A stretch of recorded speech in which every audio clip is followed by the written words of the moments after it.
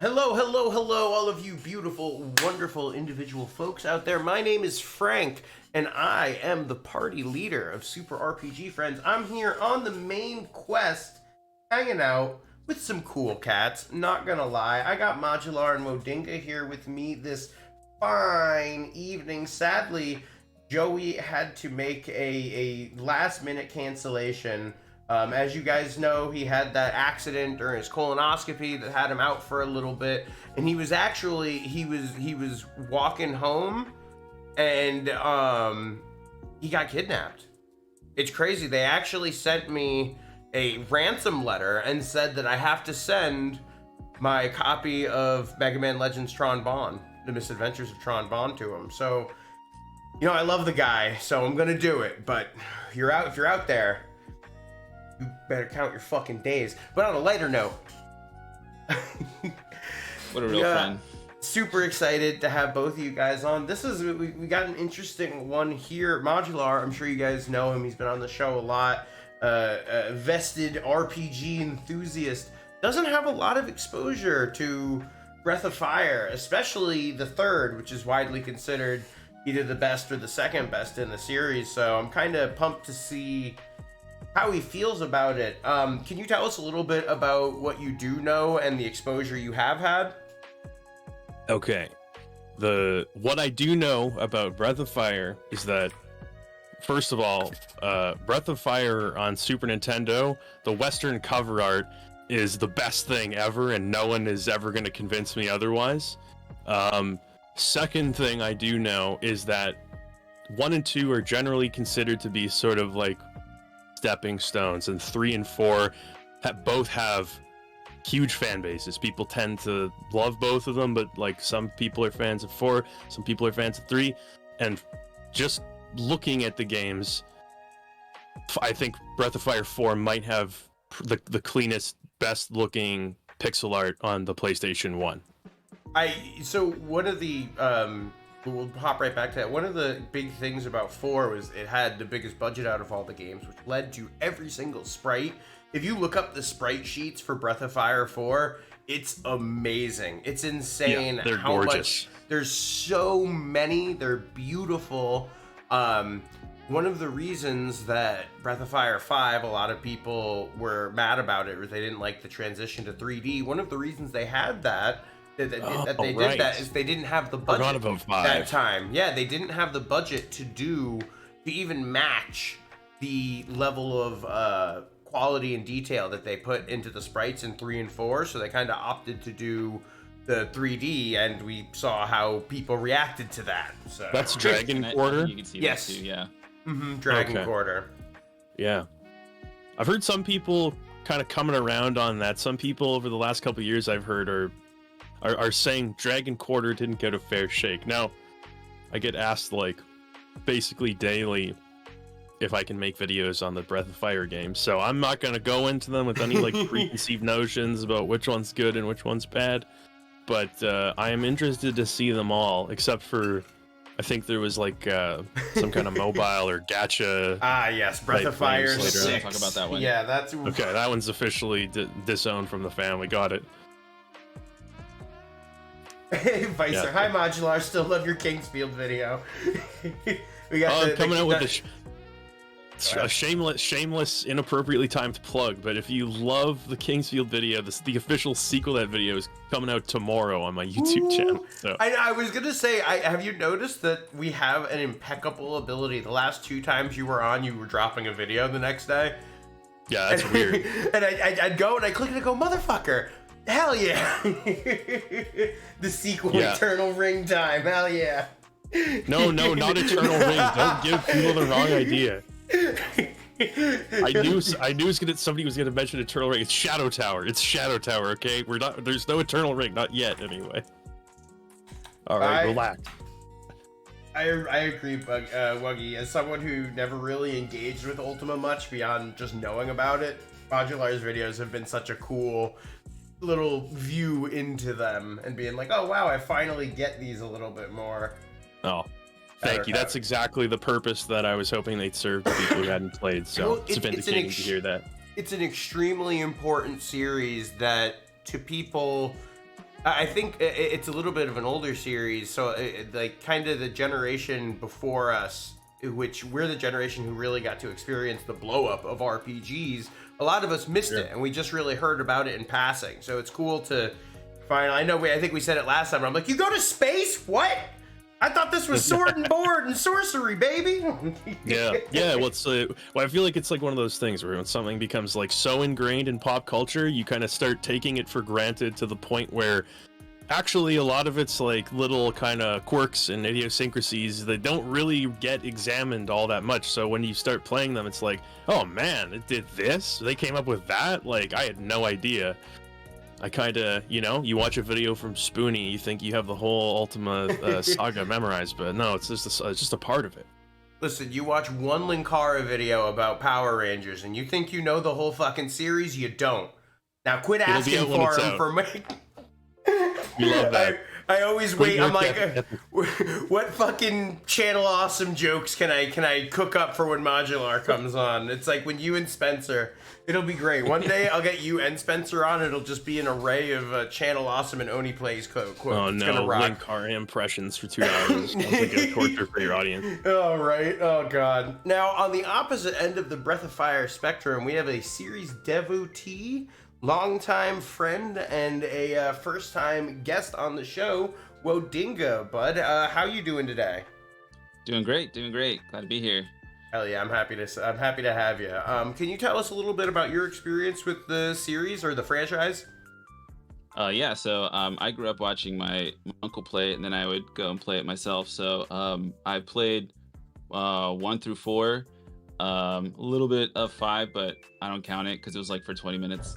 But they're great. I especially loved the art and character design in like 2 and 4. I would say are like my favorites. But man, the music in number 3, just something else. I never forget it. It's so good. I think it's cool that 3 and 4 both having killer soundtracks, but having such different like sound identities to them. Like I love how 4 does the East and West thing super heavily with its soundtrack, and they got the full-on Capcom set. I swear, anytime I play that, I feel like music, as it were. Yeah. It's like I'm listening to fucking like the Third Strike soundtrack. Yeah, and this one is like this one is like very jazzy. Like sometimes reminds me of like city pop. Like what a vibe. Love this game. Absolutely. I think one of the things I like the story and overall atmosphere of 4 more, but I think 3 sets such a poppy, like chirpy vibe to the whole way that it feels like this fun adventure. And while it does have its heavy moments and stuff like that, I always feel so lighthearted when I'm playing it and just like having a blast. I don't know. It's great. It really excels at what it does.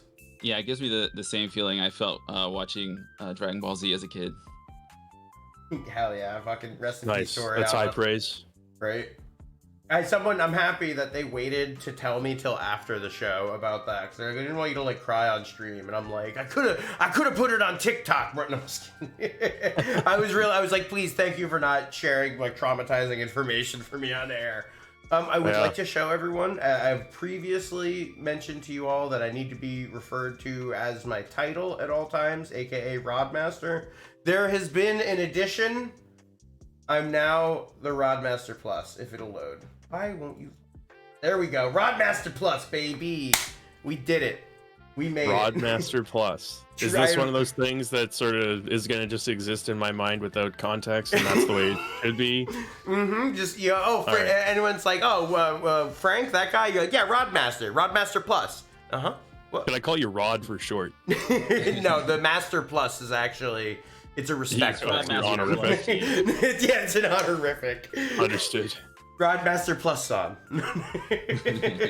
Oh man, okay. All right. Don't push your luck now. All right, let's switch on over to some of this gameplay. All right. I got one question before we go any further in the game, which is this a story dense game, and if so, should I understand basically what's going on right now? So basically right now we're in so okay, this actually works because we're in a good, just like an RPG part of the game. We have figured out that there's a god we need to kill, and we've enlisted another god who is a series staple character to help us do that. So now we basically found out that we have to travel across the big northern sea to areas that we haven't been pre or post time skip. So far post time skip, we've mostly been doing retreading areas that we've been to before and stuff like that, and getting the party back together and stuff like that. But now this is one of the first big ventures out post time skip. So thankfully it kind of works. And like I said, that could be fucking 8 RPGs that I just mentioned, you know, so it kind of works out perfectly. It seems pretty digestible. By the way, the cameras on your stream are not looking good. Oh my god, you're right. Hold on, I clicked. Now I see what I did. I clicked the wrong one. Thank you, Vicer. Already camera angles. Thank you. It's not a JRPG if you don't kill God. Exactly. There we go. So yeah, step 1, save cats, and then step 2, kill God. Yeah, that's the order of all RPGs. So you want to see the most busted character out of these characters, Majuular? Who do you think is the most busted of the 3? Well, I feel like this is a trick question, so I'm inclined to pick that little guy in the back just based on the wording. So we're gonna let him attack, and we're just gonna let these big guys they'll be okay. Now, the beautiful thing about Pico, he's actually a great way to talk about one of the bigger series mechanics in Breath of Fire 3 and 4. What's up, our lazy Cody Vicer? I can't believe Majuular is doing a video on. Oh yeah, look. So he turns into a giant buff monster. So he's an onion, by the way. Yeah, he's a mutant onion. So he's like a Chrono Cross character who found his way into this game by a mistake, basically. Basically. He is borderline useless unless you know how to use what's called the master system in this game, which basically the way that works is that you like assign a character to one of the various masters that you meet, usually have to do something for them, and it affects their stat growth. So what you basically want to do is you want to get Pico, and then you want to keep him in your side party, not touch him until you get a particular master, and then you hold on, we gotta put this in attack, and then you want to just get him a shit ton of levels real quickly. Why am I okay? That's what I was doing. So then you can basically make it so he gets the exact stats you want. Look at this man's stat spread. He has 1 agility, 10 intelligence, and everything else is power and defense. Wow, what a tank. Making him even more fun. He regenerates 5% of his health because photosynthesis, I mean, of course. There's counter attacks in this game, and if you put him, he has a native 50% counter rate, but if you put him at the front of the attack formation, it doubles.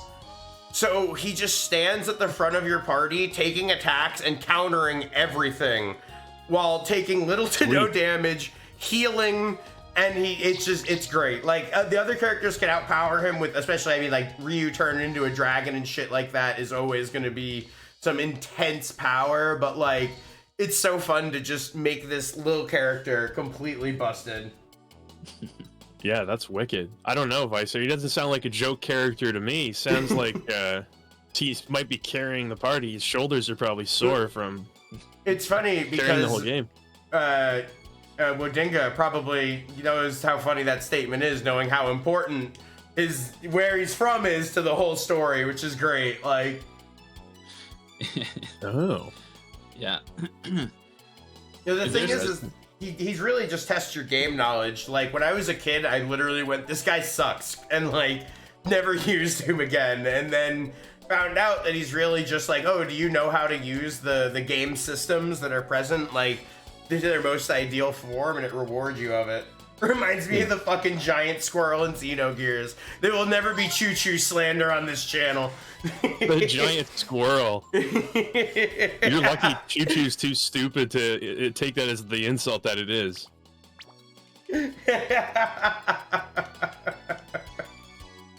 Alright. I love the way that this game looks. I love this like Xenogears type like 2.5D pixel art applied to like very basic geometric shapes. Oh, it looks so pretty with just the pretty sprite. Freely the camera like up and down as well. So you can in this one you can do this and then it resets so they can hide stuff. But in Breath of Fire 4, there's full rotation. Yeah, Choo-Choo was great. Choo-Choo could fucking heal your gears, man. It ruled. Like a party heal for gears was practically worth using Choo-Choo. I love the fact that like when you get into like the gear battles, everybody gets into the robot and like they're all like each one sort of the color scheme and the design reflects like kind of their personality and where they come from. And then Choo-Choo just grows. Doesn't have a robot, just expand for those fights. It's so There's funny. nothing more intimidating. The first time that happened in the game, I think my jaw dislocated. It's definitely like during one a of story those moments. cutscene. Oh god. And then of course, I mean, nothing will ever beat the cross scene involving Choo-Choo. Like one of the greatest shots in I'm still RPG so emotionally history. conflicted about that. Still not sure what to make of it. I laughed, I cried. Oh, Zenny. Man, they're plundering from their own series as far as currency goes, huh? The official Capcom series currency. Yeah, didn't you know this is actually the same universe as Mega Man? I believe that there is a well-written essay somewhere on the internet that has something to say about that. I guarantee it. Was this Capcom's only RPG series, like circa the SNES PS1 era? Yeah, I think so. Most I'd say a series. Right. I think they did some smaller, like, one-off things, but as a series, I would say this is it. Yeah, because Capcom, Konami, both names I don't really associate with RPGs, but during PS1 they did Breath of Fire and Suikoden, both of which you happen to have covered here on Super RPG Friends. It's true. Did you see the backer demo for Euden Chronicles came out? No. I feel like I've heard a lot about Euden Chronicles, but is that the game that's sort of like a spiritual sequel? Yeah, to Suikoden, yep. Gotcha. And it sucks because the series creator died and didn't get to see, like, his grand return, man. The timing is tragic. Yeah, I'd heard about that. I've heard that he was like a super talented game director as well. Yeah, it's a shame. What's up, Erica? Yeah, I just saw. Did I tell you about the RPG Kickstarter that my company's involved with, Majuular? No. The Godshard Chronicles. So it's its main inspirations would be like Zelda, Legend of Mana, and Lunar. It's like a couch co-op action RPG. But the fucking... You know who they got to do the music? They got the fucking series composer for Grandia and Lunar to do it. And they even got the lady who sung the Lunar song. Oh my god. To sing the theme song. And then the stretch goals, they got the girl who sang the English version of the Lunar song. And just today... they're gonna have guest songs from the series composer for fucking Wild Arms. I'm like, what? Oh man! Wow, Holy really shit! Like, that's a stacked up team there. Right? I'm saying, dude. Super cool. Isn't it? So that composer, I'm sure, is involved with this. There's also a spiritual successor to Wild Arms that was recently kickstarted, right? Alongside Honeyblood. Yeah, so I guess interesting how all these PS1 guys are kind of getting busy again. Actually, It's really cool to see. Is the age of nostalgia, that's for sure. Yeah, everyone dead this week. Well, John is still in detention in Miami from the whole. They're still trying to pin that coke dealer thing on John, and then I have to get my I have to send in my copy of Tron Bond to the people who abducted Joie. so that we can get him back. So sadly, it's been he was totally projecting with that horse clothes talk, wasn't he? You know, Six told me Cryptic got fired by Frank while Frank was smoking Newports. Absolutely not. Six just needed to do the great readjustment and needed a little bit more personal time. So he'll be on every last Thursday of the month. Was he like a semi-regular these days? Yeah. Mm-hmm. Nice. Right, good for him. Oh, you know what Capcom RPG you really ought to play on this channel here? What? Mega Man X Command Mission. Dude, I'd love to. I honestly just saw on the Yeetie such a sick Command Mission shirt. I almost grabbed it. Oh, that would be wicked. Oh, you got a cursor on the screen, by the way. Oh, whoops, thank you. Isn't that the game with Axel, who's like the one robot with just like a handgun or something? Yeah, he was this introduced is like in the Axel 7, game that was actually good. Yeah, exactly. Yeah, exactly. I mean, depending on your taste, I guess. Yeah, they had some kind of like cool characters. I mean, like I'm looking through the lens of like having played the game when I was, I don't know, like probably 13 or 14 years old, but like I thought a lot of the original characters for Command Mission were actually like kind of badass. Like I love Spider, them, dude. I don't think was in any other game. Nope, never again. Massimo was a cool design. Like there's some good stuff there. The ninja girl with the absolutely gigantic robo knockers that they were like, yeah, she's got reactors on her chest. They literally look like ICBMs about to launch, like, if I recall correctly. Wild. What's up, Durnobs? How you doing? Hey, if you guys like RPGs, you should totally check out Square. They still care about their RPG fans. I think I've heard of that company. Doesn't ring a bell for me. Let's see. Apparently, someone had a baby, and I need to go find someone from pre-timeskip who had a baby before I go to Junktown. Oh, this song is such a bop. Bum, bum, bum, bum, bum, bum, oh, nice. Nothing like a synthesized trumpet to get you in the spirit to play some Breath of Fire 3. Mm-hmm. Exactly. Could be straight out of the Pokemon Ruby soundtrack. We're good. We're good. We're just catching up, getting the story moving. We ended it on one of those. They're like, all right, now we know what to do. So then we have to execute the plan. But that's good. I'm glad you're here and you're doing good. I like that some of these characters look like... Oh, God. Gar. Is he okay? Look at him. He's like... Sorry, Wodinga. Interrupted you to make a noise. Sorry about that. No, you're good. The Super RPG Friends experience. Sorry. Yes, excellent.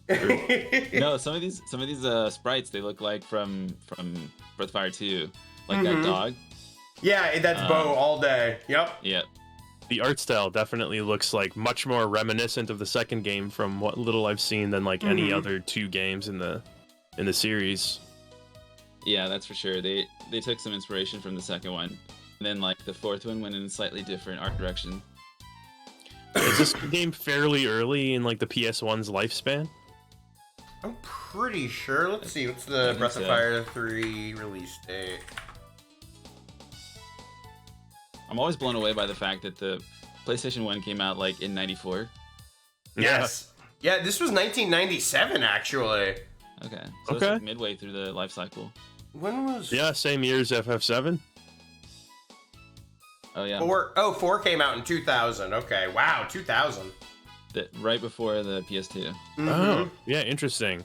That's I feel like it was one of those things where like coming out with like a entirely 2D game in the year 2000 was probably not a good like financial move for a studio. I mean, aside from the fact that well, you said they spent a huge amount of the budget on that game, right? That's what you'd mentioned before.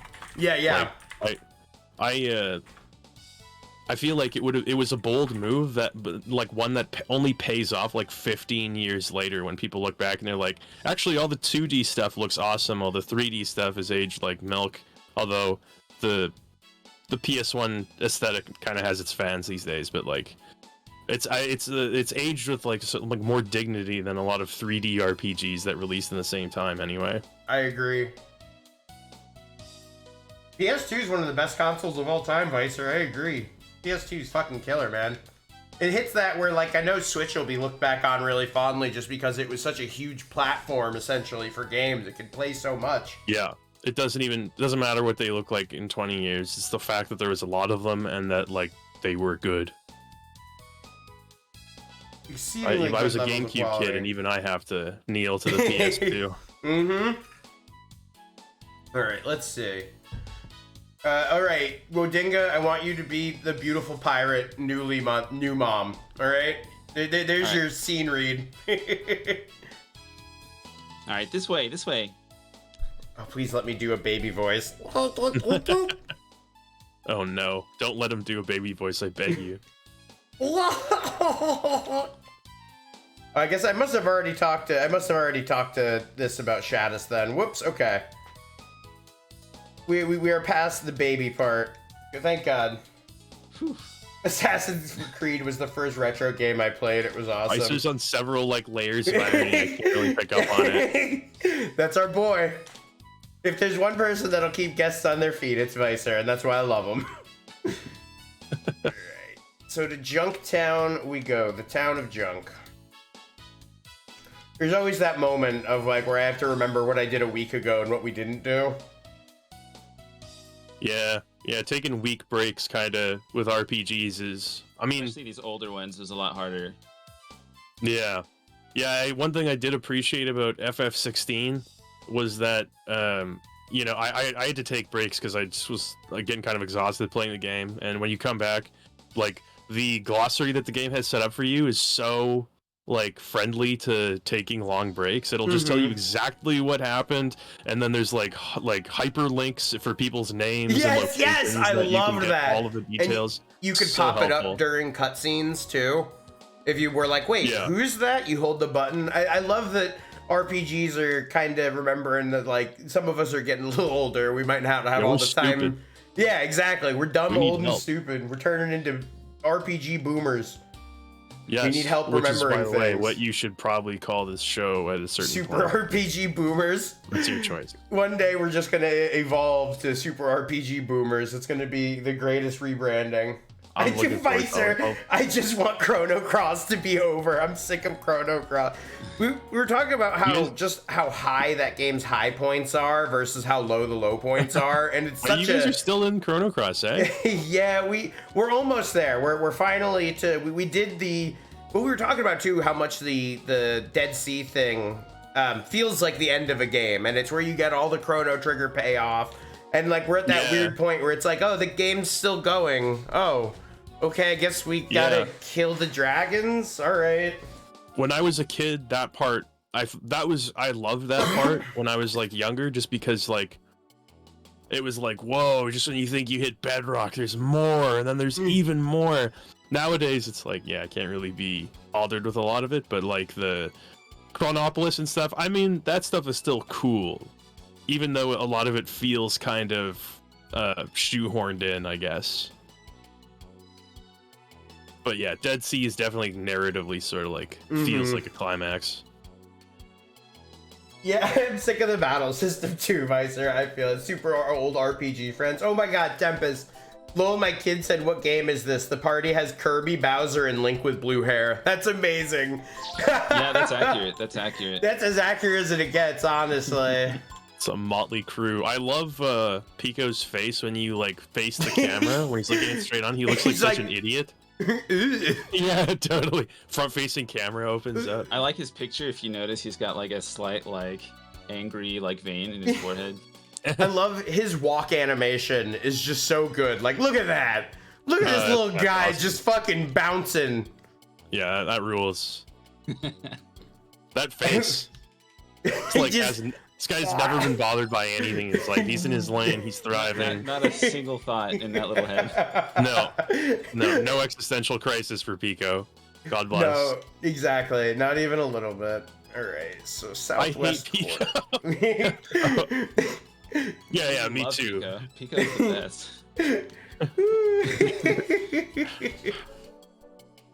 All right. Are you what's oh no, you found Baby Lady already. What's the scoop right now? We are looking for her husband, who is the nerd that we trained earlier in the game, and he came to Not the Junktown robot. for something. No, yeah, not the robot. Wouldn't that be wild? And he's like, I Yeah. know you took time to train my body, but now I have embraced machines. Yes, that would be the Breath of Fire 3's message of transhumanism. Way ahead of its time. Oh, absolutely. Cyberpunk masterpiece known as Breath of Fire 3. Oh god, that's good. The art style, I mean this in like a nice way because I actually kind of like the way it looks, but I feel like RPG Maker, like 1998, like the original RPG Maker must have taken some inspiration from these games. Absolutely. I can see it. I thought the same thing when I saw that when I played it. Right? Yeah, the tiles, they just like the way it looks is so it's so classic. I think that's a great way to say it. Is it has like this just a very timeless, like it almost, if you feel like you've never seen this game before, someone could show it to you and it would still look familiar. Yeah. You would say like, oh, you'd be able to guess the genre of the game and the era that it was made in just by seeing a random screenshot. Absolutely. And it was in the eras too where like they did a lot of like hand painted art still. It wasn't like all digital like for the promotional art, and I really like that. Oh yeah. Yeah, true, eh? Was like a lot of this like game's concept art pretty intricate? Yeah, it was. It was like watercolors and stuff, I think. And like you just don't see that anymore. Now everything is digital. Oh yeah. Yeah, I'm looking at some pictures of it right now. That's gorgeous. Really cool. A lot of love in this game. You can tell. I there's something to me that's like both like super badass and awesome and also really, really funny about that, like the Breath of Fire 1 and 2 like cover art era where it was like they were like a bunch of cigar chomping guys sitting in office like, well, we'll bring these games over from Japan, but we don't really get this anime stuff. Let's just get the He-Man guy to do a cover for this. They made Ryu look so huge, and then He's a monster. When you actually play the game, he's like a skinny like teenager. Yeah, he looks like Conan the Barbarian in the promo art, which is again, it's so funny. It's just, it's hilarious. The same era hair. As like the original Mega Man art. Like it was like a few years after that. Oh man, like the first Mega Man, where it was just like a guy wearing a boiler suit with a helmet holding a gun. Because they had to interpret this like 8x8 sprite in the game. They're like, yeah, that's probably what he looks like. Got a gun. Well, this guy looks like a Mega Man, so it's good enough. Look, Dr. Wily's in this game. They fucking made sure to bring him in. Can't believe it's like a green apple right from his shelf. I just grabbed it. I said, this is mine. What are they? Imagine, what are you gonna do when a little onion comes and steals from you, and you say, "Hey, what the fuck?" And you just see some like pectoral muscles pop up for a second, and like little fists start to form. You're gonna go, all right, take it. I feel like Pico's fighting form is like a JoJo reference. It's he fucking auras with the best of them, without a doubt. I love the cracks in the walls inside, the light bleeding through. Like those little details are so great. Yeah, it's really cool. I just this era of like 3D when they did just the, like you said, the really basic geometric shapes wrapped with nice like pixel art was so fucking pretty. Yeah, I would love to see a game made in this style, but I feel like a lot of games that try to, like, especially modern, like, indie JRPG style games that do this type of art style, they really, like, add a lot of post-processing to the game, so the screen's covered with, like, particle effects and, like, realistic per-pixel lighting and stuff, and I can appreciate that they're trying to, like, kind of marry the two art styles, but for me, something about, like, this, the real deal, like, 90s 2.5D, that it's just, like, irreplaceable. I feel like I'm missing like a single fucking like flag to get this quest going again, and I'm so annoyed. Man, I feel like, no offense, but this happens literally every time I'm on this program. Well, usually I have John, who is like the lore master of the walkthrough, so I had to go. Oh shit! Like, co-pilot. Mm-hmm. Yeah, that's rough. You want me to crack open a GameFAQs walkthrough with some nice ASCII art? Yeah, I could send you one. That I could send one in the guest section. We used to be a proper society. We could maybe back in the day when we had ASCII art. Yeah, what the hell? There we go. Yeah, well, Discord, that's what happened. Now everything's hidden in like a Discord chats and shit like that. Like, what about the people who need help with this game 20 years from now?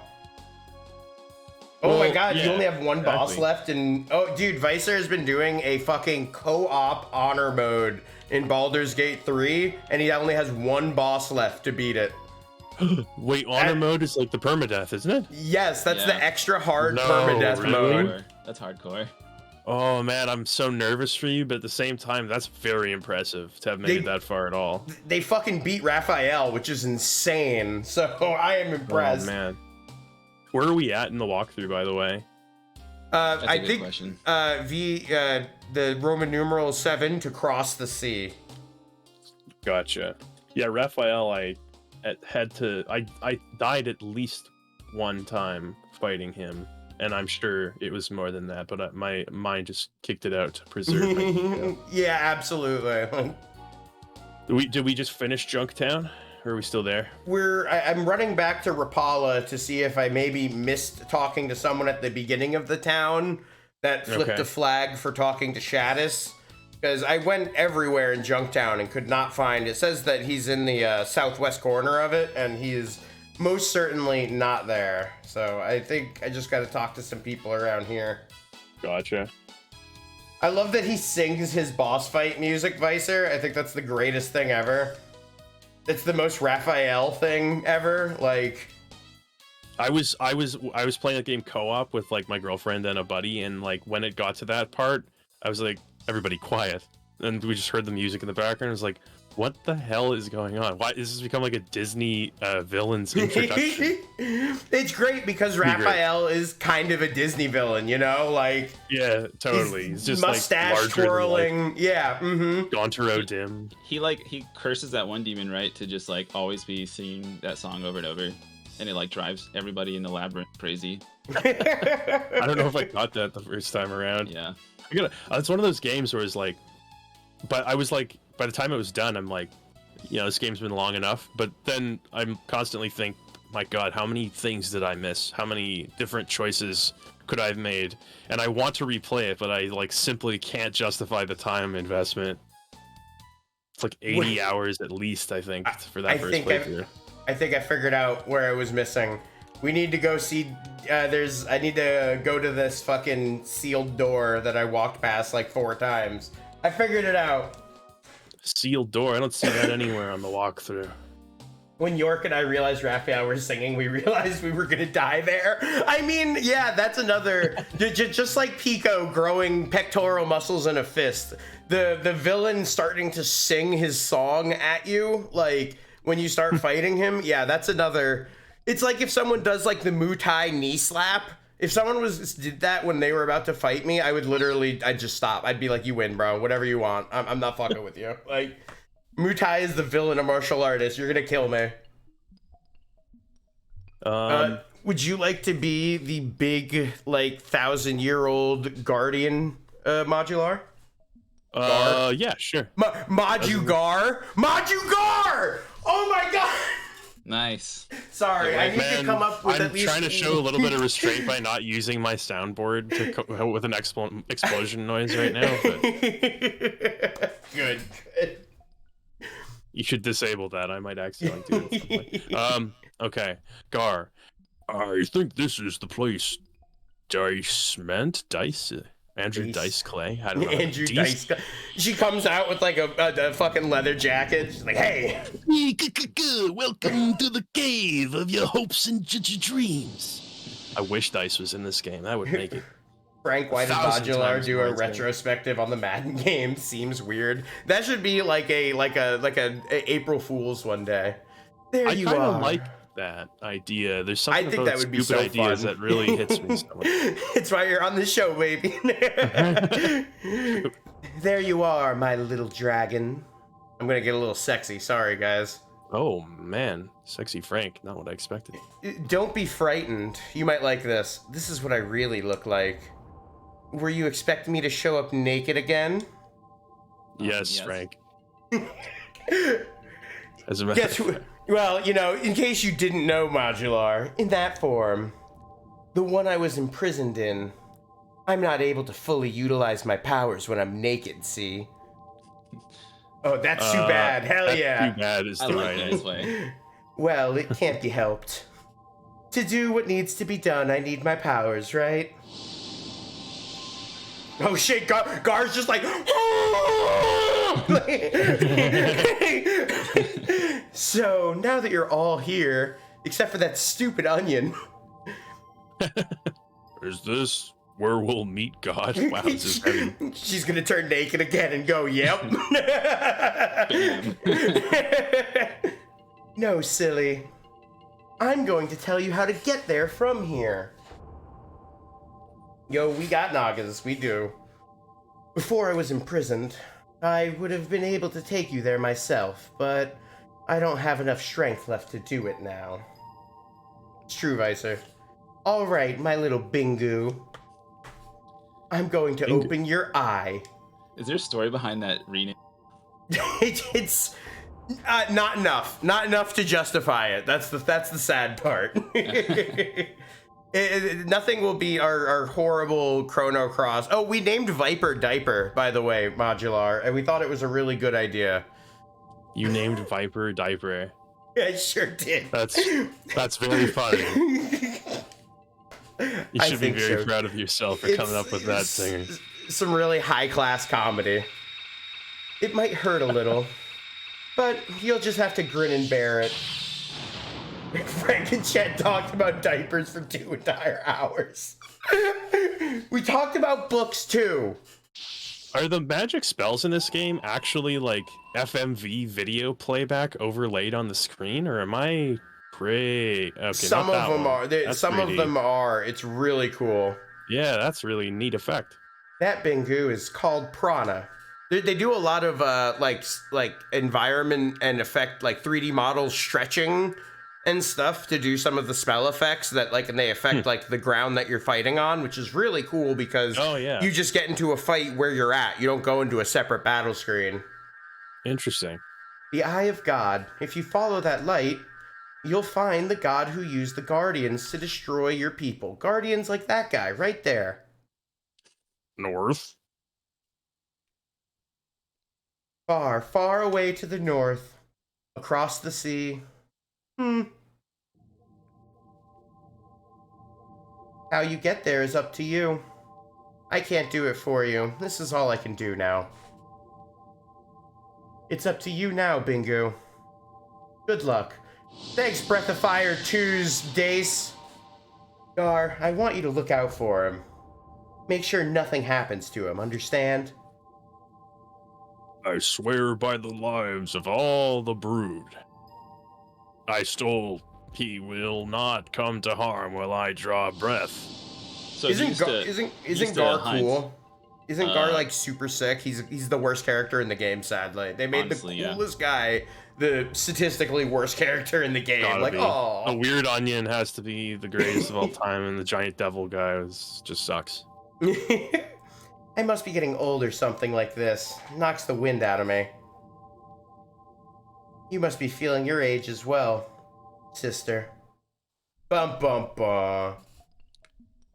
Bingu, Gar! Yeah, she must be really old, right? Because she was from the...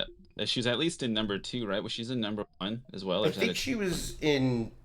Her sister's in number 1. Hold on. That's her sister. Fire 1. Is she in there at all? I think she first appears in 2. No, oh, no, she is in the first Breath of Fire game, but her name is Blue. B-L-E-U. That's right, yeah. Yeah, and so that must be super weird. She's like 3 blue-haired, kids that are all like canonically named Ryu somehow, and also Nina. She's never like kind of weird, but whatever. Not asking questions. This is anime stuff. Exactly, it really is. I love always how casually at this part of the game. Like, did you meet God? Was he there? Was he chilling? Did you go grab him some cigs? Was he smoking 305 menthol light 100s? Damn. I think God would probably not smoke a premium brand of cigarette. I don't know. I just maybe you think you'd smoke a cheaper brand? You think he'd smoke like Newports? Newports are a quality brand of cigarette. There's There's in Canada, because we have like different brands of cigarettes. I'm trying to. The equivalent of Newport would probably be Pall Malls. When I worked at the gas station, I could see that. I could see somebody him. showed up smoking Pall Malls or Studios. You knew that they were leading a crazy life. They got the long filter with like the empty side of it too. Those Pall Malls, damn. Oh man, I don't even remember that, but that's almost too fancy. Lucky Strikes. There we go. That's a good pick. Oh Yeah, Go ahead. It was very exciting when somebody would come back from the States, because they would almost always bring like a pack of Camel Crushers up with them, which we don't have anything like that. Camel Maybe Crushers. we do now, but we didn't back then. But it was like a very exciting event when somebody like came back from like Minnesota. It's like, hell yeah, you know they're bringing Crushers. DeMaurier, big time. Benson and Hedges and DeMaurier were like, I'm sure they're like $25 now a pack. Cowboy Killers. That's what Pico smokes. Pico definitely smokes Marlboro Reds.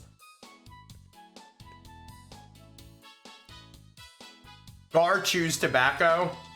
Nina vapes. He dips. There we go. Accurate. And Momo does zins, like the little tobacco pouches. You can. It's weird because it's almost like good characterization. Like I feel like I know more about these characters based on their tobacco consumption method.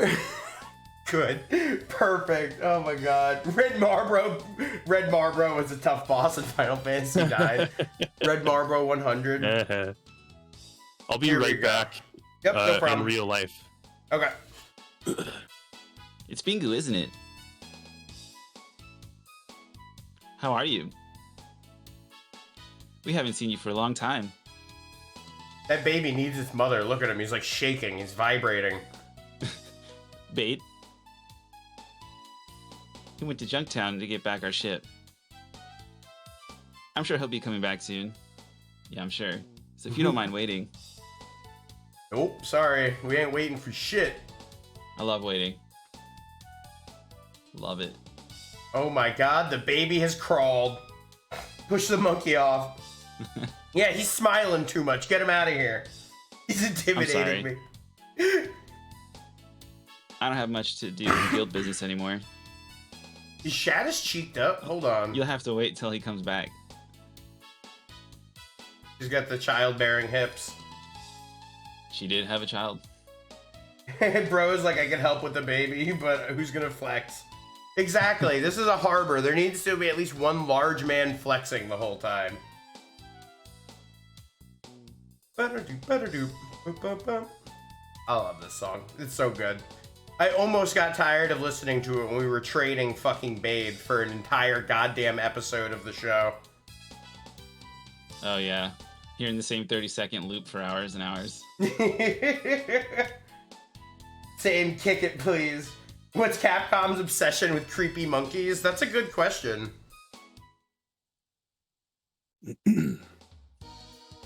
Man,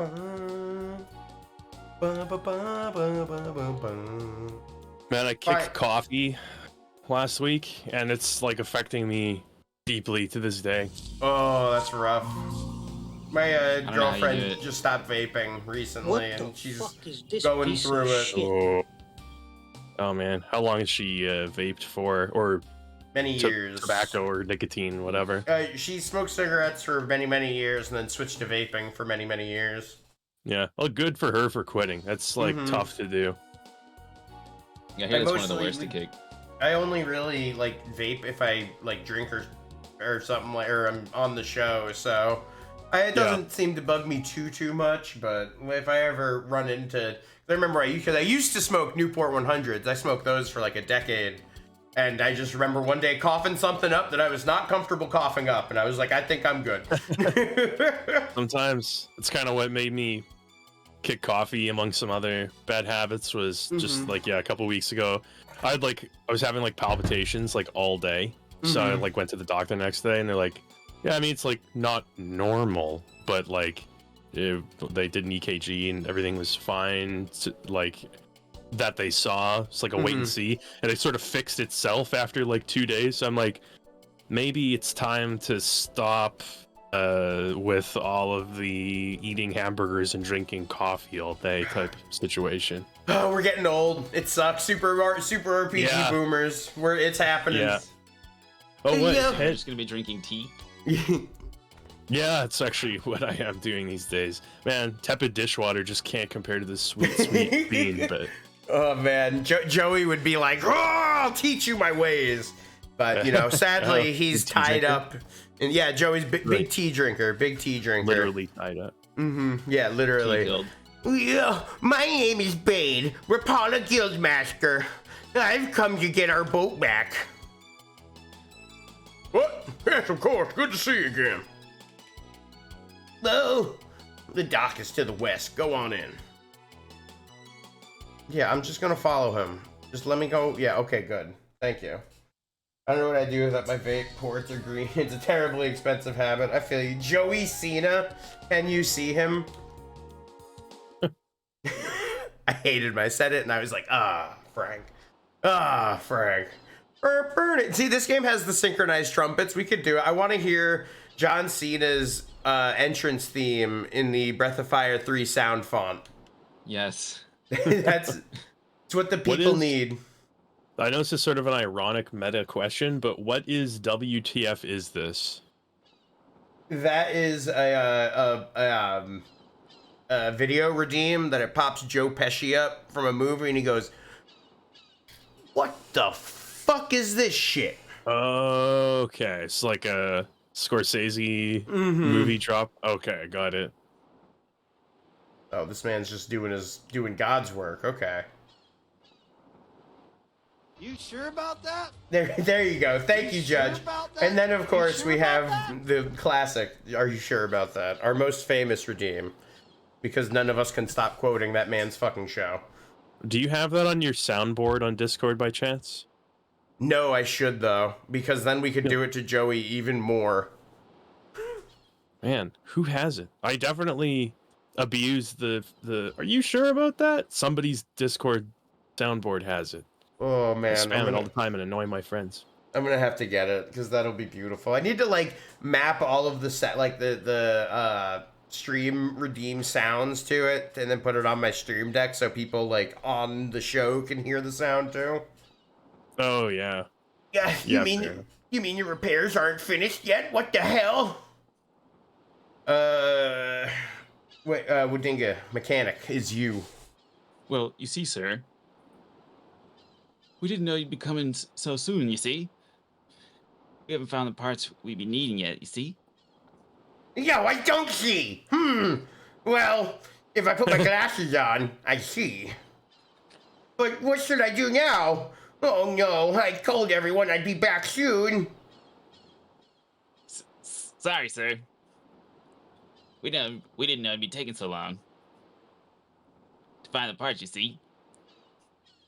I see. Excuse me, sir, Guildmaster, sir, but you don't be planning on having us be looking for parts now, do you? I've slowly turned into Joe Swanson. I mean, he's Putty from Seinfeld now. Well, we're sailors, right? I'm not the one going to hell. This, you know, everyone acting normally. In reality, fucking the sound. Oh my god, a monster! Like, someone stab it. Wait a minute. In this world. Yeah, you're Bingu, aren't you? What's up, Junters? Yes, we are. How you doing, Johnny boy? I can't believe they let you out. Did you finally beat the allegations? Long time no see, babe. It's so good to see all of you again. I'll never forget when you trained me for 2 hours on your show on Twitch.tv all those years ago. It was arduous. But what are you doing here? You have to like fight him a bunch of times and basically buff him a bunch of times and buff you and like fight him a bunch of times to raise his stats. It's a fucking pain in the ass. You're selling me on this game, I gotta say. You need a ship? Well, I'd like to say I can help you with that, but... Oh, I'm glad to hear you're home, John. Thank God. I knew you had a good lawyer, and I knew you weren't a big-time cocaine dealer in Miami, so I knew you were going to be okay. You were a small time. I don't know. I'm not even gonna make a joke. It looks like the repairs are going to take longer than we thought. You're gonna have to wait again, just like before. I'm sorry. Okay, and then who do I talk to? Let's see. Go to the wharf, talk to them. Go to Junktown, talk to him after. Oh, thank you for skipping. There we go. Okay. We can now fully explore the Irken region. Okay. So we're gonna. Oh, there's a new dragon gene we can go get. Actually, that's good. I'll show you. Actually, along the peninsula. I'll show you the dragon like changing system and everything. It's pretty cool. It's very unique. Involves like gene splicing. Mm-hmm. This is where the game becomes sci-fi. Yeah, no doubt. The music is sweet. I love the organ. Did I find the Majuular yet? No, but we did find the glory of Majuular, so. Excuse me, it's pronounced Majuular if you're going to be using my name in it. So it's an American-made sword, damn it. So you get these different genes that all have different effects, and you combine different combinations of them to turn into different kinds of dragons that all have like different stats and stuff. So if I wanted to do like a flame, like a big flame dragon, let's say. So you can pick 2 at a time? 3. So you can even add like a third modifier onto it. But it's like, surely it's not literally a different creature with every combination, right? Like, no, there's some of them are the same.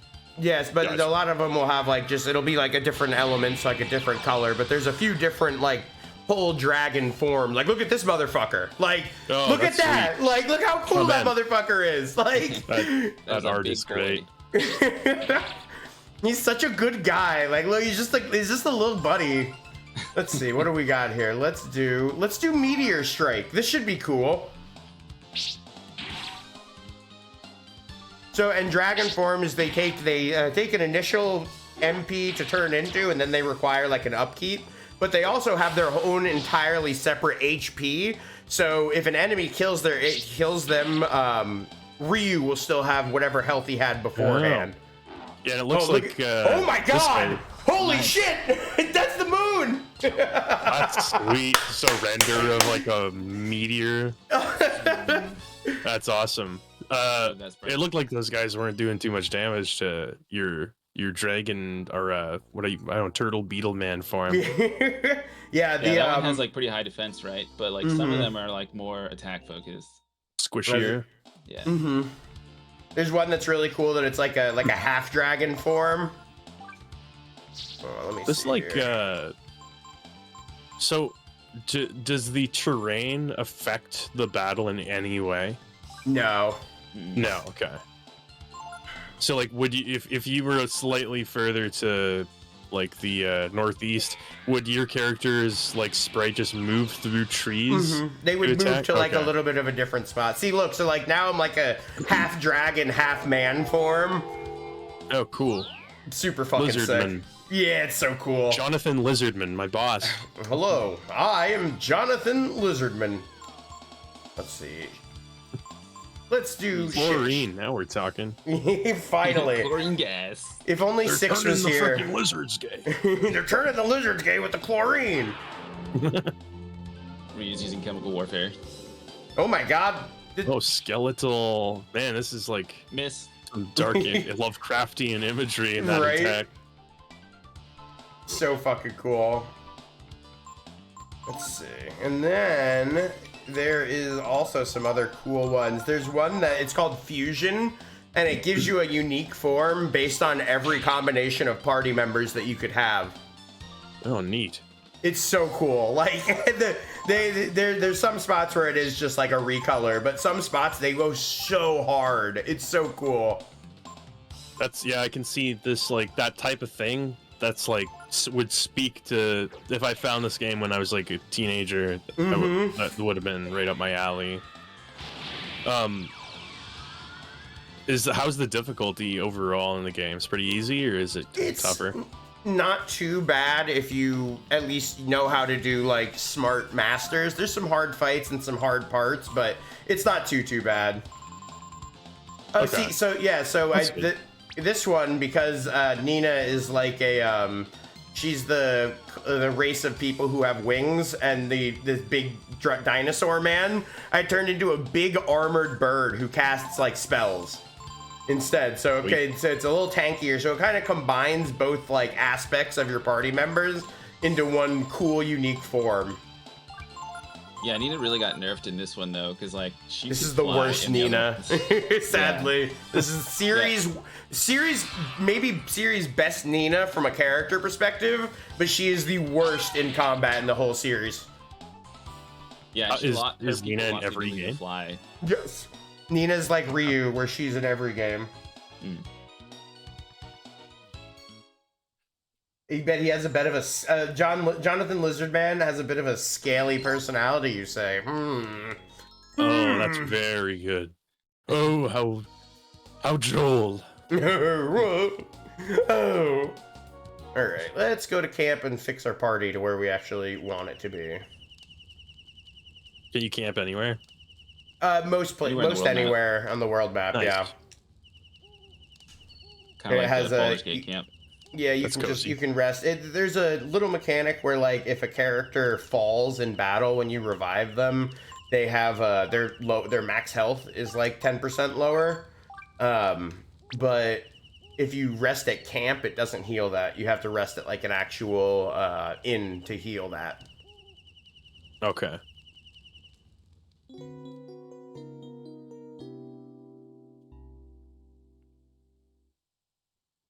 Let's see. All right, off we go. So now we got to find this dragon gene. We got to head west across the peninsula, pass a fishing spot.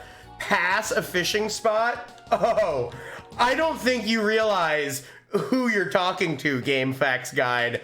I'm the Rodmaster Plus. We have to at least catch a fish. Oh man, it's one thing to call yourself that. Do you have to say it in that voice every time? Oh, not Yes. far enough. This is a. Oh, wait. 1, 2, 3. 1, 2, 3. How is the What's fishing the mini mechanic? game? What was the 1, mechanic 2. of this with the tech? You have to do it in certain rhythms to do certain tech levels, which make it so your rod is more attractive or your bait's more attractive. So some guys won't bite unless you're doing it like a tech level, and there's different beats for different tech levels. Seems pretty involved.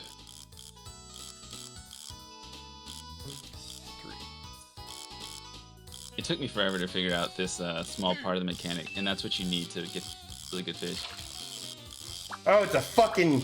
We keep catching all these damn octopus on the show. All these dang octopi.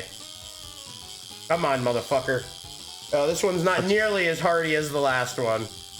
Now I see where they got the fishing mechanic from starting to. I was just thinking that it looks kind of similar just on the surface. Oh, come on. You ain't got no power left. Come on. Get up. What are you doing? Whoa, What do you think you're doing?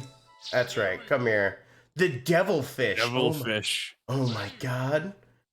Oh my That's god. exactly what I call them too. I am halfway to Rodmaster Plus Plus. One more fish. Let's see. Maybe. Wuggy, I think that's it's fair to dislike fishing. One of my first fishing experiences, I went on a fishing trip just because it just happened to be a thing that was happening at the time, and it was like a fly-in like fishing lodge. So there was no cabins, there's nothing. It was like secluded other than this lodge. It was like just paid for me. And there was so many fish in this lake, you could not like cast your rod without basically Instantly immediately catching. reeling That's- one in. And it sets such an unrealistic standard for fishing that henceforth, every time I've been fishing, it has been so much less interesting than that time. I felt like a demigod when I was on that lake. Fishing is so fun when things are biting. Yes. John, octopi for Pi Day. You're right. You are right. For your next round of takoyaki. Yes. Oh my god. I can't wait to make more. Yeah, I would like to try that at some point. Did you have to buy like a specialized piece of equipment for it? Yeah, it was like 15-20 bucks on Amazon. Not bad at all. Just a little takoyaki grill. I mean, if it's gonna be street food, I'm sure it can't be too like prohibitively expensive to make. Yeah. Oh no! Remember when we were saying how they hide things with the camera angle? Mm-hmm. Oh! Look at that! It's a dragon gene. How did you know? You found. I don't even remember what this gene does. The question mark. This gene? game's almost as good as Quest 64 in a lot of ways, by the looks of it. You know, it's trying. You know, and you got to give it some points for trying. Really, Yeah. high bar to clear Quest 64. I mean, who could succeed? But at least they're giving it their all. Mm-hmm. I'm working on some new fishing gear, but I can't seem to get it quite right. Well, maybe if you Maybe it's were a 'cause you're Rod fishing. Master Plus. Yeah. My help doesn't come for free. I'm going to Osaka this summer. I'm going to eat takoyaki all day. Hell yeah. And okinomiyaki or whatever. Okinomiyaki. That's what my girlfriend got a few weeks ago. Went out for Japanese food. This place, I had pork katsu with yakisoba. I do not say this lightly because, you know, I tend to not try to exaggerate claims when possible. This was like probably in the top 10 best restaurant meals I've ever had. And even I had to take some of it home because they gave me so much food for the price. Yes. If I'm bringing food home, trust me, there was a lot. You just gonna fucking shoot him? Kill this man? Sweat drop. Oh no, I've been shot with a bullet. Graduating woman now? Yes, I've made it, finally. This is the smartest woman Excellent. in the world. You're graduating. You pretty much got to be a genius. Oh no, this is gonna be talk of the nerds. Majuular, you want Momo? Yeah, what is Momo the person you're playing as or the person you're talking to? Momo's the person that I'm playing as. She's the daughter of one of the most famous scientists in this world. Sure. Anything I can do to help? The meeting of the minds. That's right. You're an Yeah, it is engineer, like aren't you, Momo?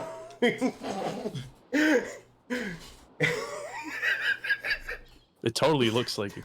I realized I'd said a meeting of the minds, like, subconsciously. Like, I didn't even fucking make that connection, and I'm so mad at myself and the man I've become. Don't worry, I got you. Oh, God. Wodinga, you'll be this engineer. Yeah, I got you. If that's the case, think you could give us a hand? This way, please. Nathan Fielder, engineer.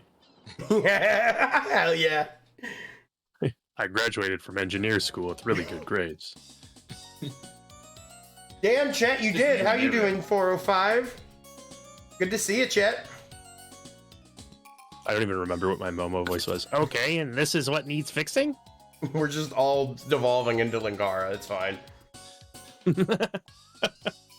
Oh my God. Bringer. I can fix any machine.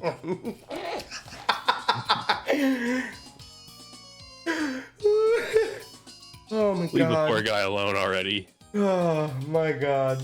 I was dying because I randomly fell into, I watched some like hour-long video about Power Rangers, and I saw it. He got recommended to me finally, and I couldn't watch it.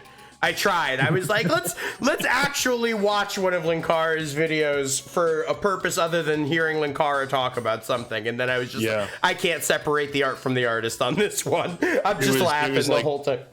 It was truly a moment where like a reputation preceded the subject. Exactly. I was just like, yeah, I get it. It's this way for a reason. Yeah. It's this way for a reason. It's a really like nice way of putting it. John, because all engineers fix engines. Yes, they just go, oh, you're an engineer. You have knowledge of all machines. It's in the name. Duh. Yeah. I'm a software engineer. He's like, yeah, what the fuck? All right, so basically there's parts. I was like, all right, we're just doing techno mumbo jumbo right now. We gotta find a bunch of parts that they gave us a list for. You're gonna have to find a good. Get off the boat. Guildsman will tell you. We gotta get permission from the guild master.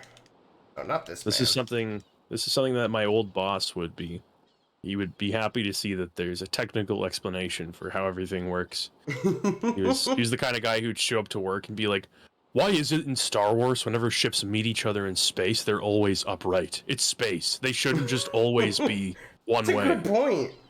Yeah, that is a good I'm fucking I don't know, point. man. I'm trying to like carry enough wood Look, to I'm trying to build a watch deck. these like space samurai fight each other. Come on, Yeah. space samurai wizards like. He was he was the type of guy who'd let technicalities like spoil stuff like that for him.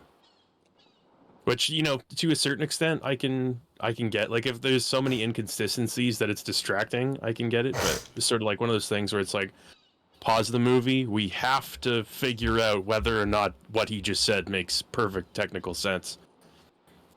Sounds like a lot of fun. Yeah, exactly. Sounds like a real scream. I love watching movies. I love consulting Wikipedia every 7 minutes while watching a film. Poor guy couldn't watch Dune in a theater, that's for sure. He'd be poring over that Wikipedia. Like, wait, Yeah, what did they just fucking say? But on the upside, he would come up with like pretty entertaining, like outrageous theories for movies that even the internet hadn't devised yet, because he was so thorough with his like deconstruction. Was your boss Matt Pat? He's like, that's just a theory. He was Mad Pat, but like angrier. Oh no, the world couldn't have handled that. He was like Mad Pat. Fuck off. Oh my god, that's good. That's good and bad all at the same time. Whoa. Bad. So, all right. Now you're collecting ship parts is the thing? Yes, we need to go back to Junktown, talk to the Guild Master of Junk. He's like, I'm King Junk. Then we have to go to the Steel Beach. Y'all are scabs. Guild Master is a union lead.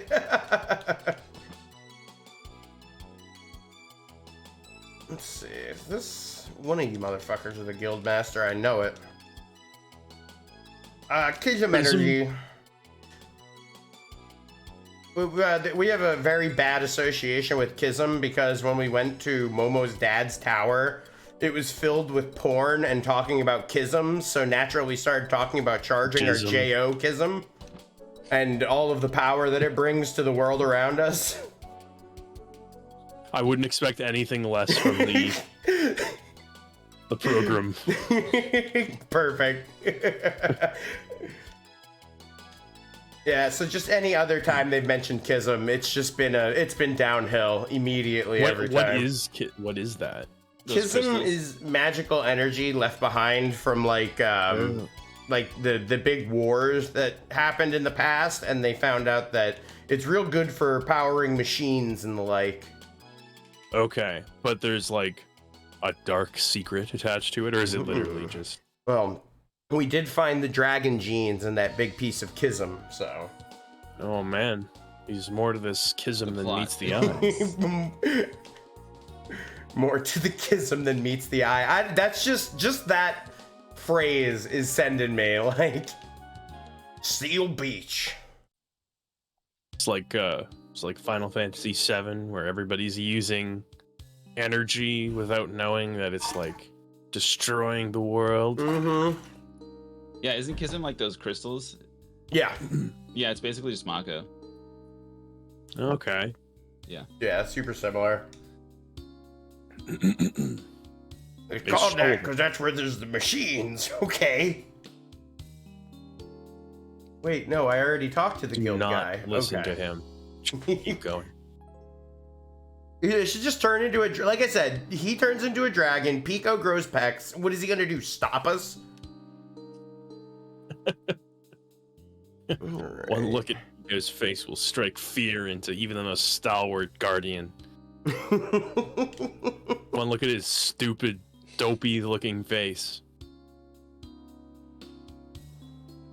Alright, so we need to try to go into an old freighter where someone will go, hey, you gotta prove your stroke. Hey, actually, I hear the voice of the It's not gonna be like the bad RPG stealth mission?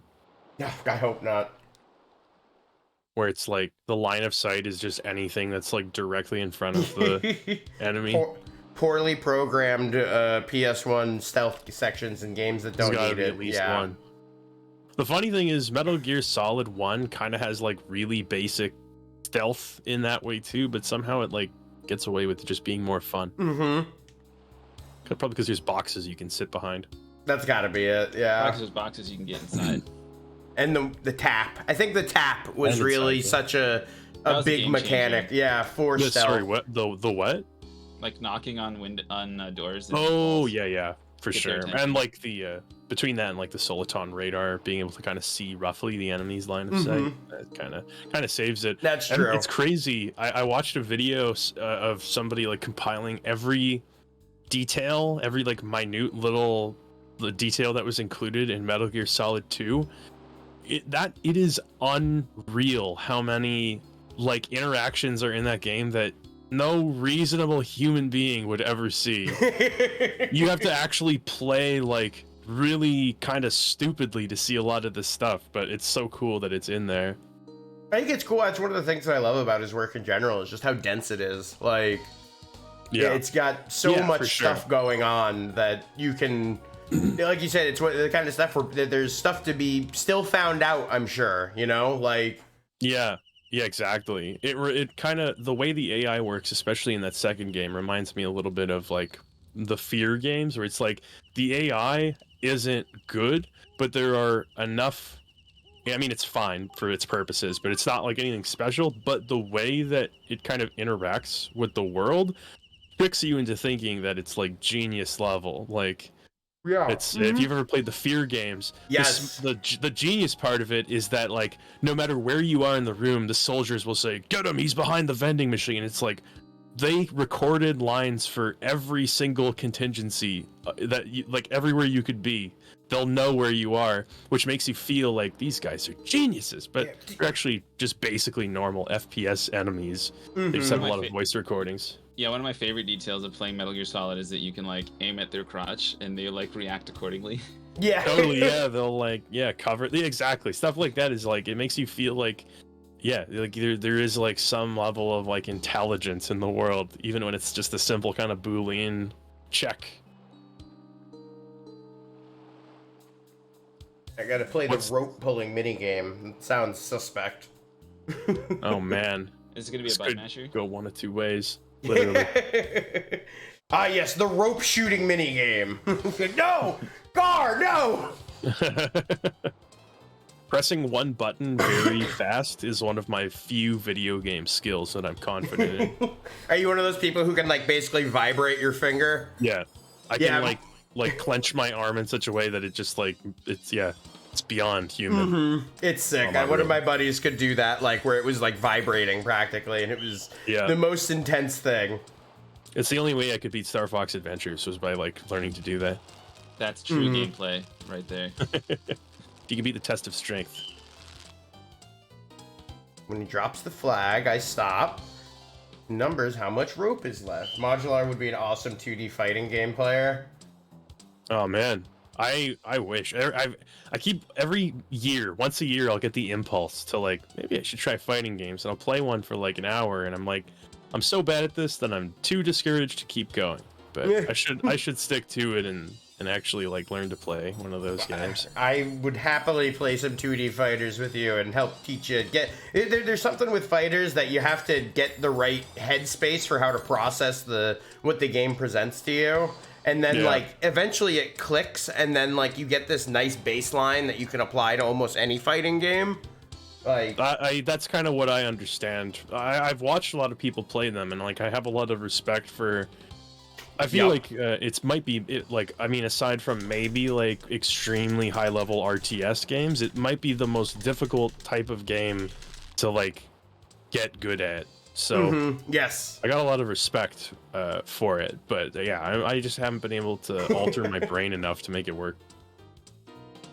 if you're goofing, if Only you're plays 10-year-old fighting games. No, you're not playing the new Tekken, Frank. I have it. I just need to actually play it. I buy them, and then I'm like, I'm gonna play it, and then I'm like, anyone want to play Blaze Blue? Oh no! fair When enough. I'm gooning or not hitting the X button, I'm gonna lose Do not goon. Do not goon. Gar, back to the goon cave with you if you fail this. That's why he's so jacked. Exactly. Oh no, now I'm scared to wonder why Pico has massive arms. Okay, so I have to stay within 2 meters of the other guy. Incredible Crisis. Wait, what's he Last one doing? was incredibly tough. Why? And required that. Never even heard of that game. Oh, okay, I see what he did. Yeah, Strive is really cool. Have you guys heard of Incredible Crisis? I've heard of the name, but I can't really. I saw it in a Tips and Tricks magazine, right? Isn't it that like Japanese game with like a bunch of mini games?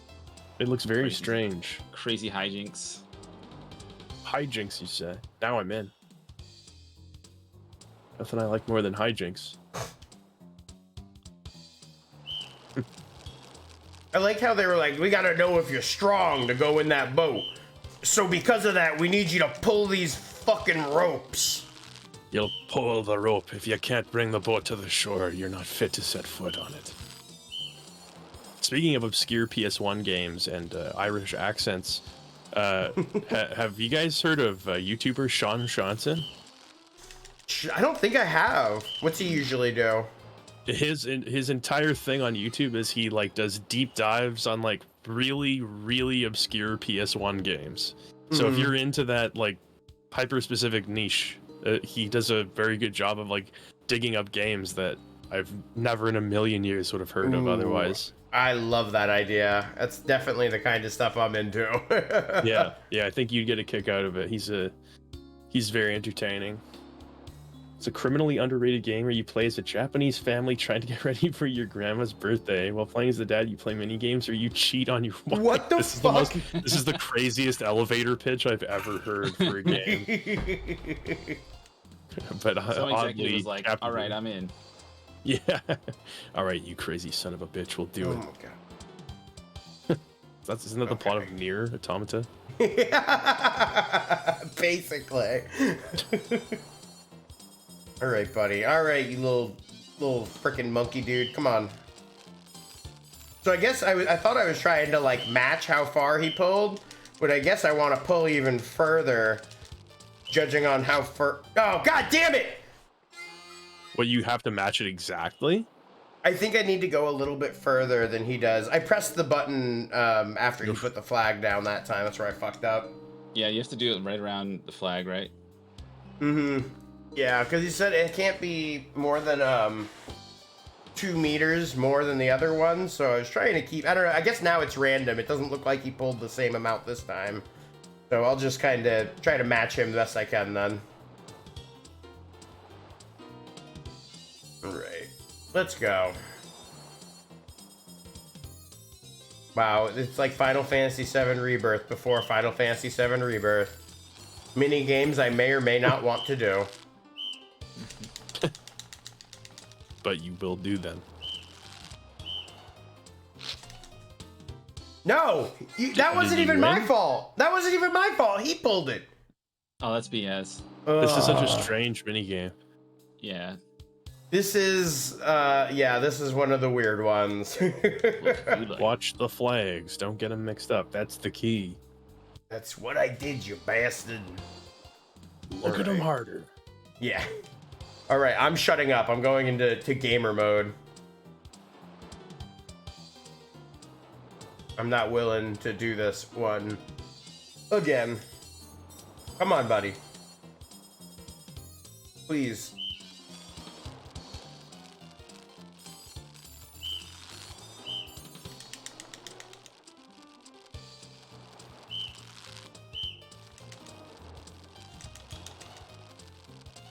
Still so unclear on what's even going on.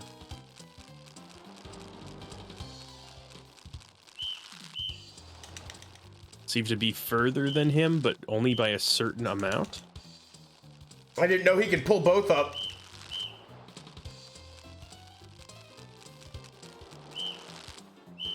Getting a little too far ahead. All right, all right. You want to be able to match him. Yeah. What are the controls to this game? Just press an X. Oh, that's it.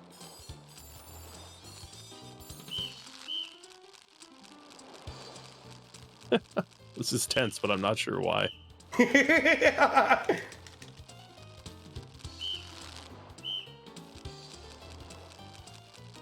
So you have to stay within a certain range, but also only when the flag is up. 2M is what he said, I think. I would uninstall this game. You'd uninstall it from your PS1's hard drive right now if you were playing it. Boy, I just wasn't heavy. Did you get it? Is it over? I think so. Yeah. I think I'm about to pull out a fucking boss. Yay. I fully endorse Sean Johnson. He's Thank great. God. Hell yeah. Oh my god. My balls, All it don't right. look like no machine. And you know, I think I know you think you're so tough. Boss behind fight the keyboard, time now, I guess. talking that shit. Thank you. Doing sales on the I got so playground. confused when I heard Charlie start talking. I was like, oh, okay, the flex on him. Hell yeah. Pick up a kid. Like how Gar just had the fucking embarrassment. I can't believe I fight with this onion. Oh, the boss fight theme is fucking killer. Turn the stream up a little bit so I can hear it. There we go. It's pretty funky.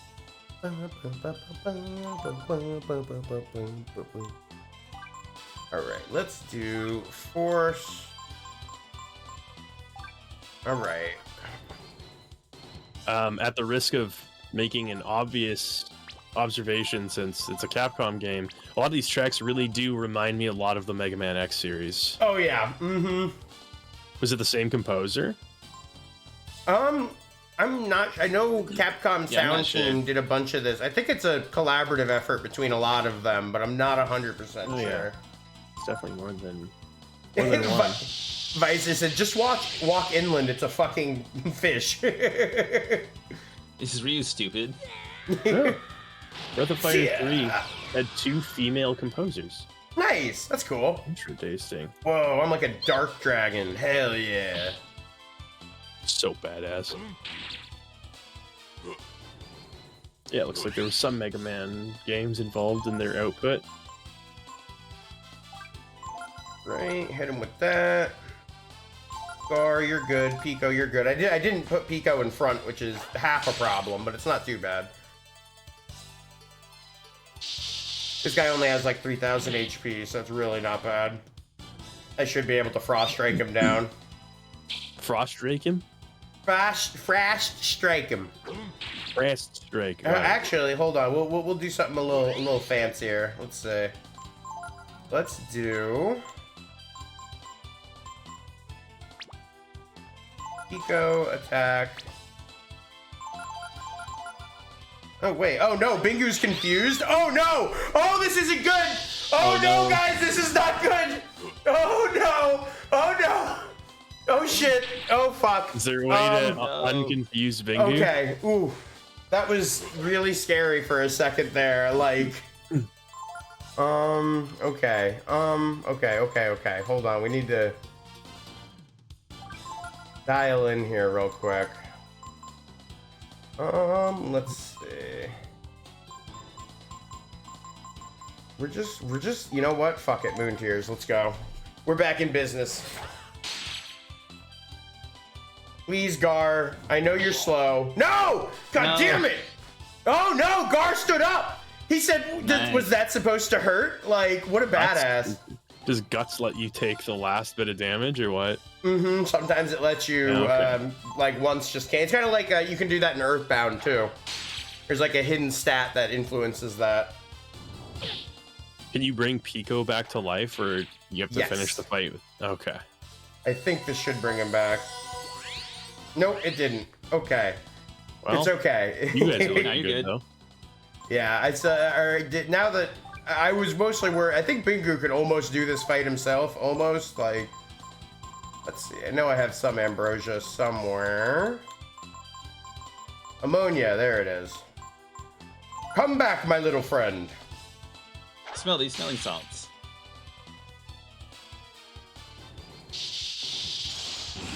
Oh, thank God Bingu came back before that.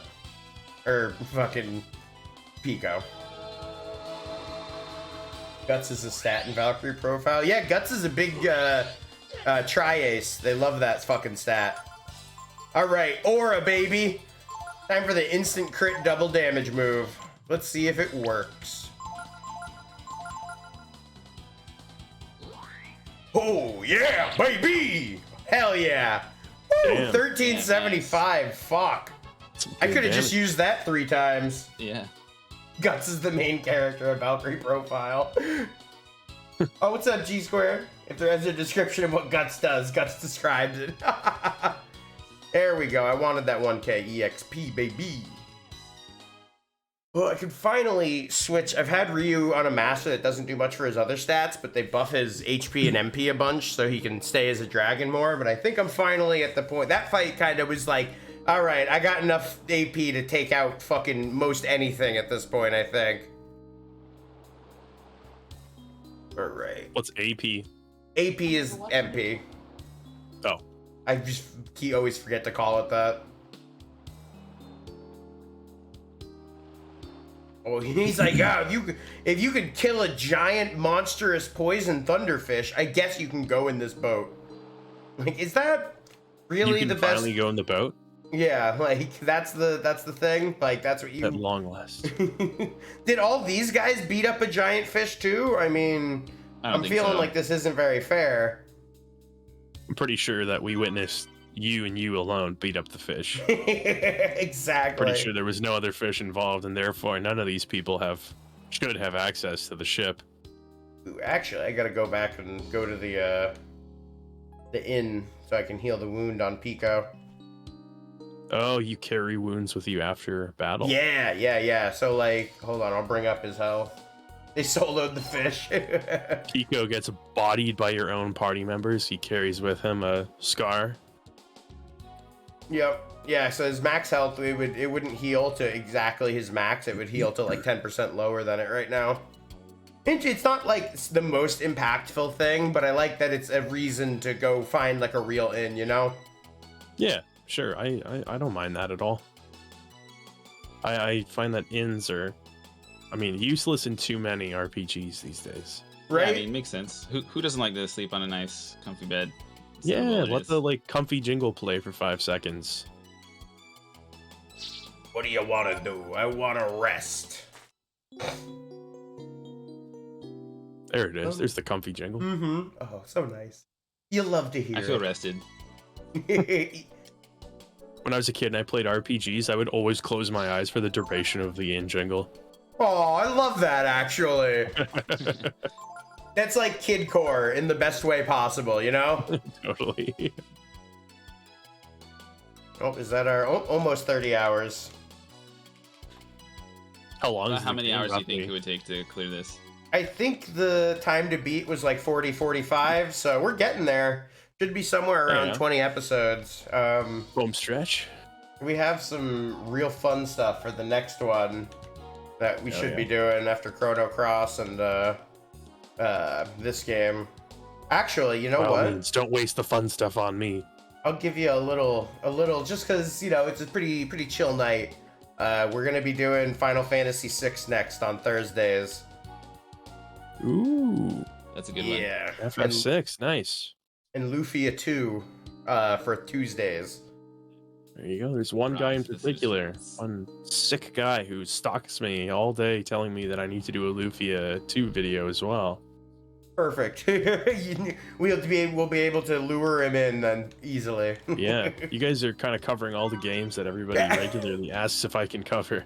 It's I actually kind of like that because we've had a few other like content creator people too, and that seems to happen a lot where we're playing something that like they've had a lot of requests to play on their personal channel and stuff like that. So it's kind of cool to get to give people a little like, oh, did you want to see someone's like first reaction to it? Like here it is. Yeah, makes sense. I think to a certain extent, like for this kind of format, you can kind of relax and enjoy it. Whereas like for me, when somebody says, hey, you should play through all 3 Xenosaga games, I'm like, it'll take about 800 hours of editing. Do I have it in me right now?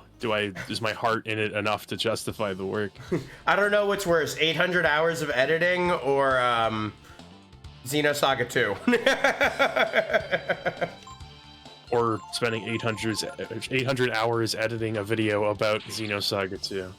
God, that's While even being worse. consciously Fuck. aware that there's 7 Xenosaga 2 fans in my comments that will never forgive me if I'm anything other than perfectly nice to it. Oh, what's up, Chloe? I've seen people play Final Fantasy 6 so many times, so many videos. Where's the Final Fantasy 9 love? I'm saying that's my personal favorite, so that's why I wanted to save that one for probably our next big one that we'll do. Will probably be Final Fantasy 9, I figure. Isn't there a rumor that they might remake that one? That's what I was hearing. I hope. FF9? Yeah. It's kind of funny that they just like skip over 8. It's like, whoops, sorry about that one. How about Yeah, we don't talk about that one. I actually, yeah, I will not take a hipster stance on FF8. I truly have attempted to enjoy that game so many times, I just can't do it. It just doesn't do it for me. Yeah, I think one of my favorite things about it is that it's so ambitious and it tries so many interesting things, and I wish it stuck the landing a little bit more. Yeah, I appreciate that for sure. It would have been pretty easy to just kind of do another 7, but, you know, in retrospect, maybe they should have just done another 7. You know what? I play Final Fantasy VIII for Triple Triad. That's true. Oh, yeah. And that's why I love Triple Queen. Triad a few times, and I get my cards taken every time. Yeah, that's why I love Blood 7. Yeah, Queen's Blood is fun. Yeah. I dig Queen's Blood. It's like it's pretty straightforward. It's pretty simple, but like I haven't gotten to the point yet. It looks like there's like you can get a bigger board where it's like 5x5 as opposed to 3x5 by the looks of the cards. I don't know if that's not true, but I can see it having more depth. My girlfriend like will watch me play and she'll be like, I want to play Queen's Blood, so I'll pass the controller to her, and she's kind of like learned just by osmosis. Nice. Which is, Nice. if you can make a card game and have it like learnable just by watching, then that's the right move, as opposed to something like Caravan in New Vegas where you That's need to what go I to did. I school to absolutely learn did to not play it. need the instructions at all. Yeah, it's pretty like intuitive. Woogie, I fucking love Xenoblade 2. We were talking about Saga 2, which is pretty much a undeniable slog. Yeah, it's a slow game, hey? I think Xenoblade 2 is my favorite Xenoblade and one of my favorite Xeno games, even despite I its played 1. anime-ness. I still really like it. I like it more than 1 for sure. I like yeah? 2, 3, 1, and then I need to revisit X and give it a good try, because that X was technically my first Xenoblade game, and I didn't really figure out. I was still just an angry Xeno fan who was like, "This isn't. I wanted mechs. Why don't I have mechs yet?" So I'd like to go back and play it now that I kind of understand the way that the combat works in those games and stuff like that, and I think I'll enjoy it a lot more with that. Yeah, I pre-ordered Xenoblade Chronicles 1 on Wii back in the Oh, day. really? Wow. Yeah, I got the last copy in my city, according to the person at EB Games. Oh God, nice. Fucking EB, holy shit. Yeah, I love that game. Wii was the only like system I owned at that point, so like anytime there was something that resembled like a real big boy game, I was like, yeah, I guess I got to get that. Yeah, all right. Never ended up playing Pandora's Tower, but I always thought it looked really cool as well. I think, yeah, I agree that was a really cool looking title. Which one was that? It was like it was a Wii game. It was like sort of an action RPG, I think, where it was like a tower that you had to ascend, and the plot, I guess, was that there was like this woman. She may have been like a princess or something, but she was also like a monster. So you needed to feed her to like keep her sustained. So you'd like, there was kind of like a little bit of like this like sim element mixed with like a dungeon crawler RPG. Now I'm interested. Yeah, I always thought it looked cool, but it's never had a chance to try it.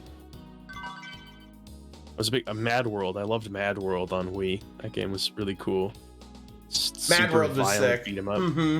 Yeah, I loved the visual style of it too. It's just so fucking cool. Like, Yeah, it's black and white, and then the blood is red, and there's a lot of red. Yes, so cool. Yeah, like Sin City kind of. Remember, I had to initially convince my brother to pick that game up for me because I wasn't 17 when it came out, so I wasn't like allowed to buy it. So I was like, "You're gonna love the game. You should pick it up. We should play it together." And I love the convincing period when you have to do that. Yeah. Yeah, my mom and dad never would have like bought that for me. No, Not about that. I remember I always, because my brother was my half brother when he lived with us was the first exposure I had to the original PlayStation, and I remember staying up super late so I could play Twisted Metal because my mom would never let me play Twisted Metal. It's Yeah. got a scary clown. Oh, Yeah, and there was Sweet Tooth on the cover. That's too much. Frank, it says there's blood in it. You're a good Christian boy. This is a good Christian family. You'll never end up cussing on Twitch.tv if I let you play games on the PlayStation. Oh man, Long Island Frank's mom never let him play anything. When the ESRB thing had like more than like 3 separate things on it, I knew I wasn't going to be getting the game. Plus, it was like comic mischief. Yeah, that is like the only acceptable one. Yeah. Light violence. You get away with a little bit of that, a little bit of this. Yeah. Alcohol use. I don't think so. That's pushing it. Wow. Don't worry, they localized Skies of Arcadia, so they're drinking like pineapple juice or something. Thank God. Now I'm not. I love the classic. Oh, they're drinking juice. Yeah. Thank God I don't have to learn that alcohol is a thing in real life.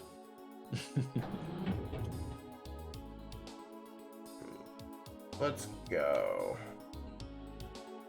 One of the nice things is that if you're in like a small enough area, you usually won't get into random encounters because it can't find space to put everyone. Oh, that's good. I was kind of wondering about that. That's nice. So the super meta, which of course Joey taught us, is to walk and hug walls everywhere you go.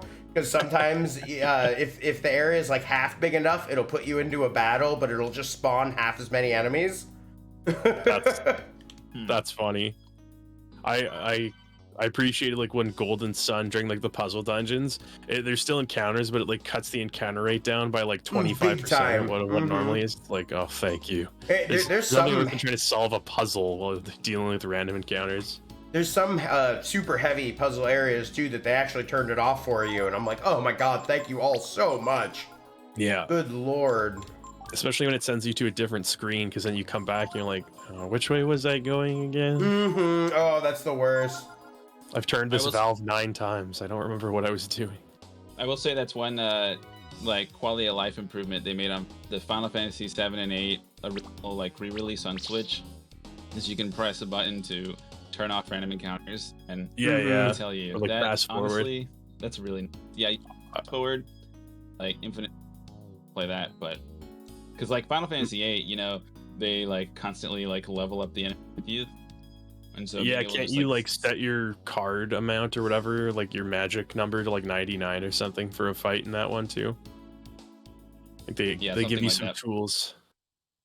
And like especially in FF8, I try not to use those. Like sometimes I'll use like the no random encounters, like the automatic set your characters to level 99 button. I tend not to use that, but like the fast forward button in FF8, when I played that on Switch, like just being able to skip past the repetitive summon animations makes the game a lot more tolerable. Yep. It definitely fucking helps. Yeah. Now, don't get me wrong. Sick of seeing the same damn animation of Ifrit coming down and doing his thing, but if you're gonna watch it, might as well be on 5 times speed. Yeah, please. Alright, let's see. Press on the beam, left, find another blue switch.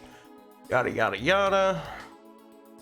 Do I have everything? I think I do.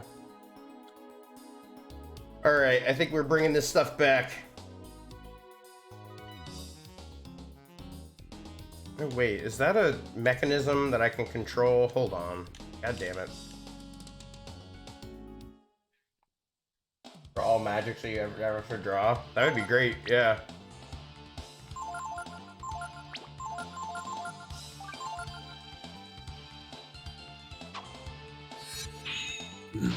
There we go. Oh my god, Gar? What? Oh. What's going on with Gar? A status effect that I've forgotten about? Is that what's going on here? Crisis. He looks, yeah, he looks poisoned. Oh god, I think he took an ice attack. That'd be weird if he was poisoned. Let's see. No, yeah, it must have been some ice effect or something. Oh, ooh, I missed a part. Okay, well, good thing I found that. Hey, Kalachia. Thank you for the posture check, making sure I'm sitting up nice and straight. Okay, so that's not. We were kids, the video game was the apex of fun. So, yeah. Yeah, and plus, too, we also all had more time as kids, too. So you could, like, these big RPGs were just the ultimate, like, use of our time, you know? Yeah. Funny how games still think I want to cut down 1,000 trees as if I have nothing better to do. That's valid. Yeah, well, we're playing Final Fantasy XI right now, and that's most certainly a game that doesn't respect your time. How's that going? I mean, there's a lot of things that I do like about it, and it's nice to have that nostalgic feeling of that time of MMOs and even for that time, it was such a unique thing. Like, there's things that drive me crazy about it, but then I get really awesome moments, and just I enjoy how tight-knit the community is because you have to party and stuff like that. It's been a really cool thing to go back to. Like, there's a lot of things that I can't deny fucking suck about it, but I think there's a lot of good as well.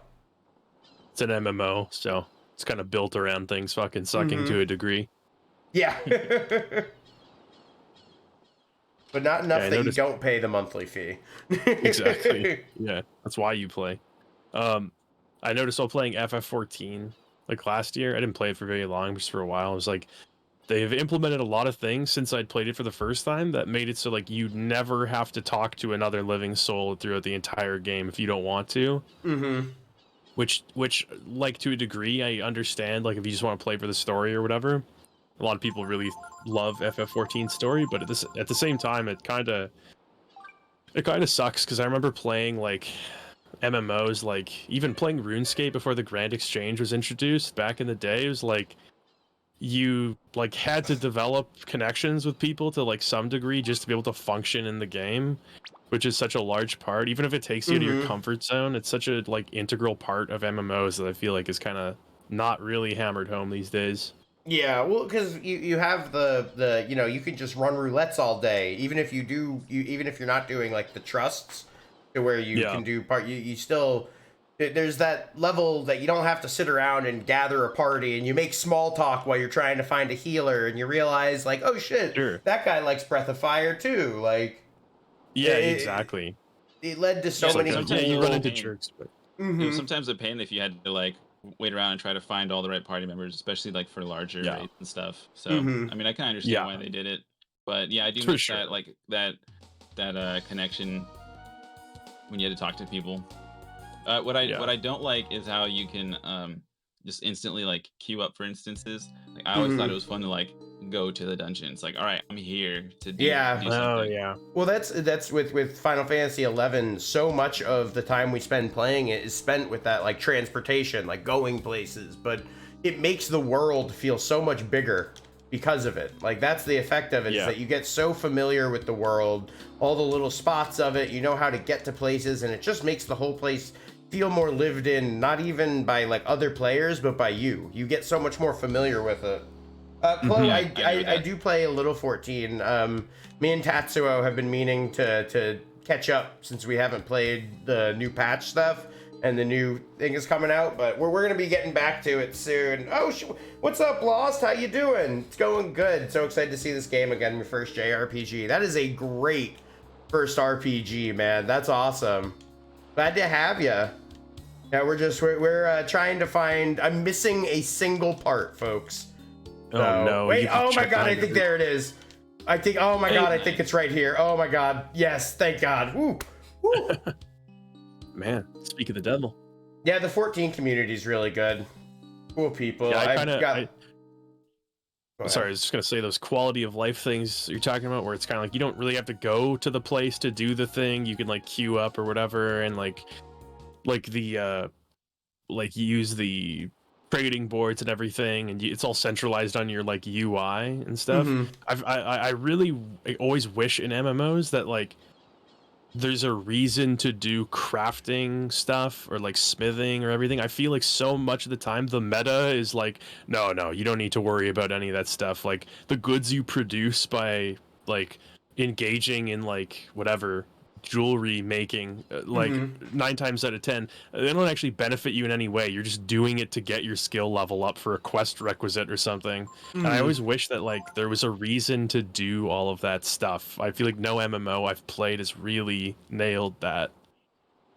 Yeah, you get most of your good gear from the actual like dungeons and stuff. Yeah, exactly. It kind of feels like superfluous in a way. I am missing another motherfucker. There's one more part. God damn it. Okay. Wow.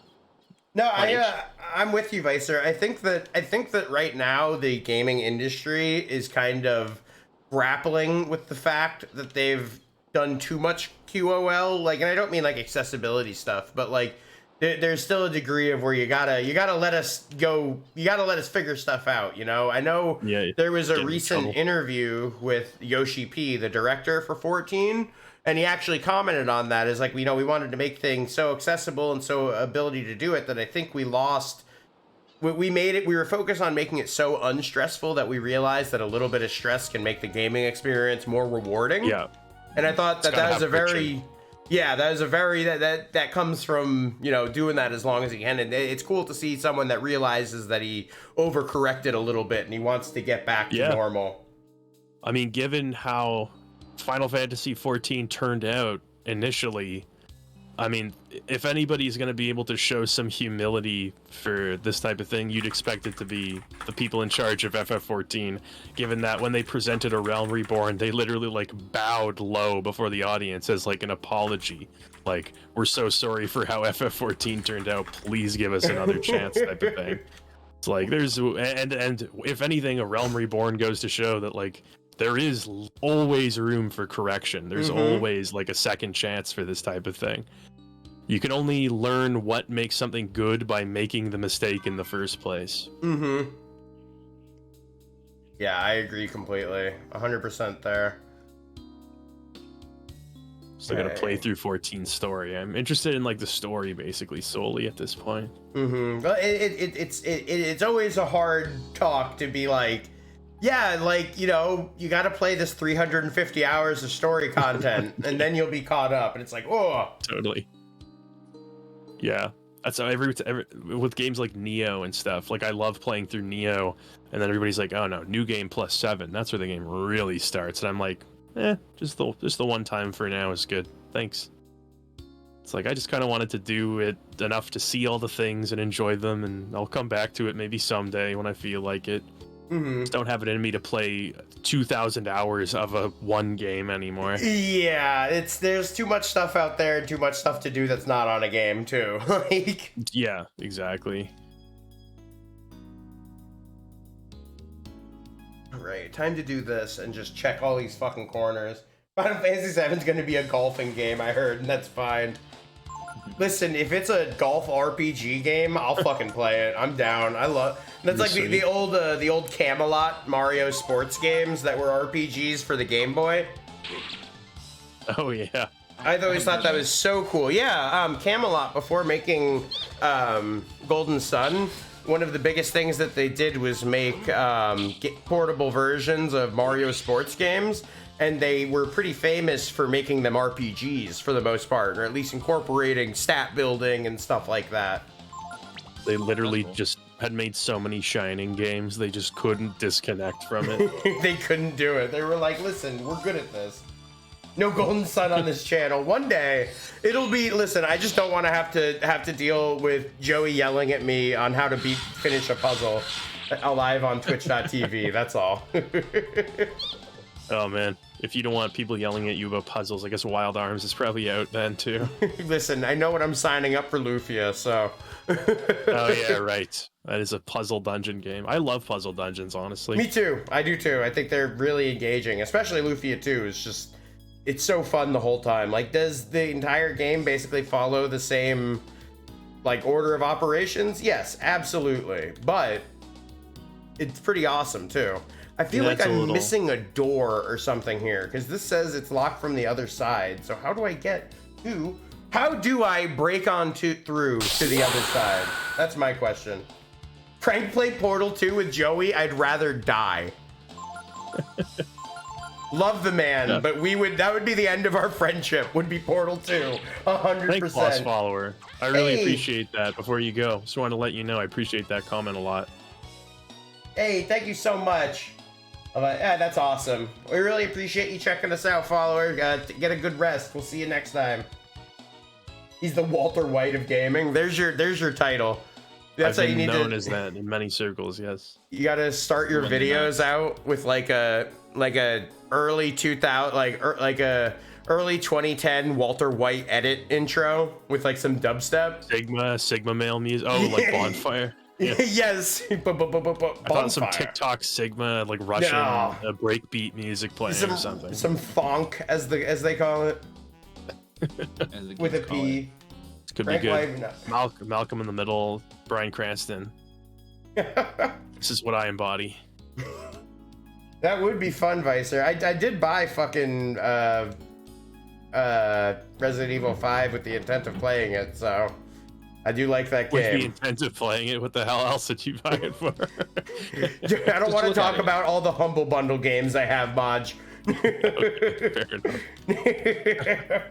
It's for when Frank finally finds the time. Yeah. One of these days. It's coming.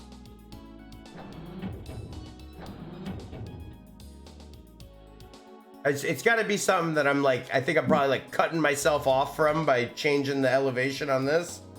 Let's see. Hold on. Let me. Former world champion of Resident Evil 5. I support Frank's choice to play it again. Hell yeah. Well, I am very much on record being that game's fun as hell. Not a great Resident Evil game, but goddamn, is it a fun ass co-op shooter? Like one of my favorite. I was playing some RE6 co-op with my friend a couple weeks ago, and I was like, we were having an absolute blast for about 90 minutes, and then after that, I'm like, dude, this really sucks, eh? The Resident Evil 6 experience. I know, yeah, you and Gunn were on top of the list for Mercenaries back in the day, right? Oh my god, Part C. Thank God.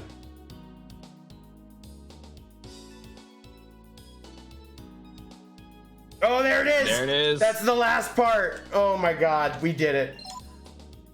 Oh yeah, god. Hidden behind every wall, of course. Crepe cape? Is that just like a cape? Is Pico just running around with fucking flapjacks on his back? Like, that's on brand for Pico. They're like, we don't say anything. He's fine. Like, just leave him alone. Reminds me of Homer Simpson's like 12-foot long hoagie that he refuses to throw away. So it's just behind the bed, rotting. Still good. It's still good. Throw the crepe cape away.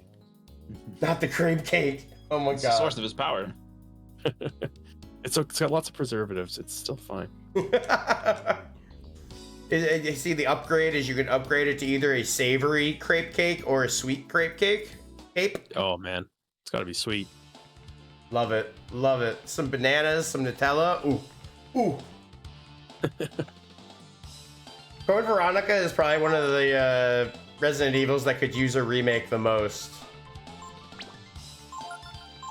That game has some fans for sure, right? Like, it's one of those things where I'm never sure if people say it's the best thing ever because it just so happened to be like on the Dreamcast, or whether it actually like stacks up. I've never played it aside from like the first few minutes on like on PS4. I think they came out with the backwards compatible version. Resident Evil 4 or Resident Evil 40. Resident Evil 40 is the worst. No, Resident Evil 0. I thoroughly disliked that game. Really? I thought it was Yeah. all right. I wasn't like crazy about it, but it was just like, was it the weird pacing for you? I mean, I love the presentation. I loved a lot of things about it, but from what I remember, I just remember so much, like, it was backtracking in a way that was not conducive to like the exploration of the environment, like the Resident Evil 1 remake and Resident Evil 1 for that matter is. It's like there's like you know the first time you play RE1 there's gonna be some backtracking, but with Resident Evil 0, I don't know, I felt like the game was like sort of delighting in wasting my time after a while, but it's been such a long time that I can't entirely say why. But I sort of have miserable memories about it. Well, that kind of makes sense too, just because that was developed alongside the 1 remake, and that's one of the reasons that you go back to a lot of the manor places and stuff. So that makes sense. I feel that's the one where like, so you like can like actively take control of 2 characters, and you have to drop items to switch into each other's inventories and stuff, right? Mm-hmm. Yeah. Like there's a lot of sort of downtime in that game. That was rough. I agree. I forgot that you had to fucking drop them like that. That was really stupid. Yeah, it added a lot of time. The train was awesome though. I like the way the train looks. Mm-hmm. More Resident Evil games should have trains in them. Vicer found a way to actually play RE Outbreak online with Japanese servers. I would love to play fucking Outbreak with like human beings again. I thought Outbreak was fucking awesome. Like, what a cool idea. Vicer's opinion on Resident Evil 0 is throwing me for a loop here. In one message we got, Resident Evil 0 is the worst Resident Evil game, and the next one is, the only problem with the game is Rebecca's character. It's all it takes for it to be the worst game. Alright, let's just take a nap, and then we'll turn this quest in, and then we can do the wrap-up.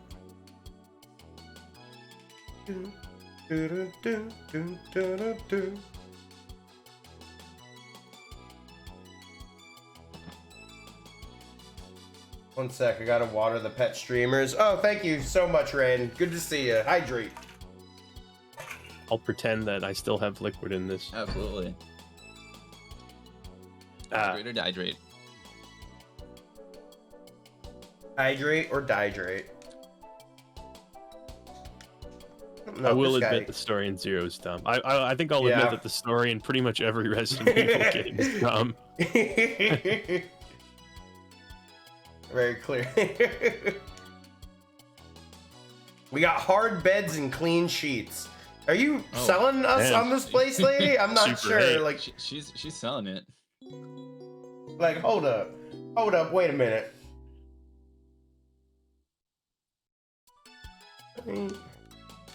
Oh, I will save after the show, lady. Don't you worry. You exactly. That Ryu says that to her, and she's just like, what? The fuck are you talking about? Actually, let me make sure there's not like a boss fight after this really quick. All right, yeah, no, we're gonna. Looks like there's some big shit after this, so I'm just gonna save here, make camp.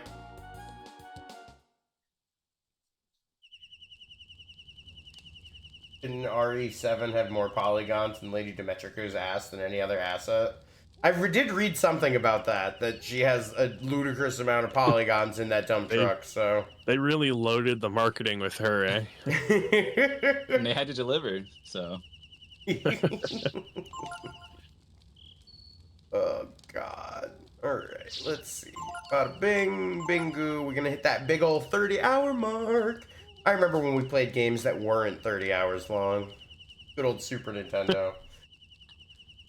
Hey, isn't Breath of Fire 2 like the longest game on the Super Nintendo? I don't know, actually. Hold on, let me check the time to beat for it. That's interesting. I do know that Super Metroid is like the largest cartridge on Super Nintendo. Oh yeah, probably just all of the like just graphical effects and sound and everything they use packs it full. Yeah, I mean, it looks like it's like 35 hours for the main story. Completion is 43. So that's a pretty beefy fucking Super Nintendo SNES game. Yeah, that's beefy as hell. You get chased by boobies in RE7. It's terrifying. I've been thinking about making a Gurren Lagann Zaku, and I've got an idea that I posted in the Plamo area. Hell yeah. You know, I will always support any and all Gurren Lagann referencing. That is doing God's work, is spreading that franchise across the world. All right. So, Maj, what'd you think? So, give us your, what's your impressions of this nice little slice of Breath of Fire 3 that you got today? The graphics are nice, the transformations look cool, but I have to say, we did walk back and forth a whole lot of times, and that never really energizes my view of something.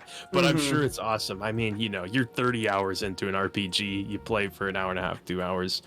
It's a kind of a weird vertical slice, so I would never hold it against the game. But yeah, it looks very, very beautiful, and I'm sure it's excellent. Oh yeah, that's what I fucking like to hear. I gotta say those mini games though. Yeah, that would be the one you were double tapping mini game. Yeah. That was an example of the bad ones. For some reason, any mini game that takes place in an area by water seems to suck. There's a mini game where you have to like fishing. Yeah, exactly. Outside of fishing, there's a mini game in 4 where you have to like fight this fisherman on top of like a mast of like a boat. And it's such a fucking pain in the ass. Like every time I do it, I either get through it by like accident or by the skin of my teeth. There's nothing else in between. Yeah, exactly. Raph, I know we know you're Wodinga. We know you're a big fan of this game and stuff. Do you have anything you want to say about today's episode or anything else like that?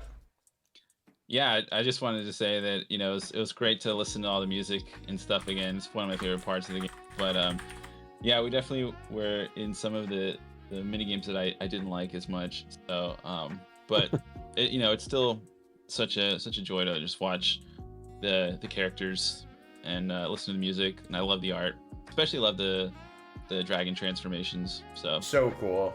Yeah. I'll have to send you like a video of some of the other ones or something, mods. Just there's some really amazing sprite art there. Oh, I believe it.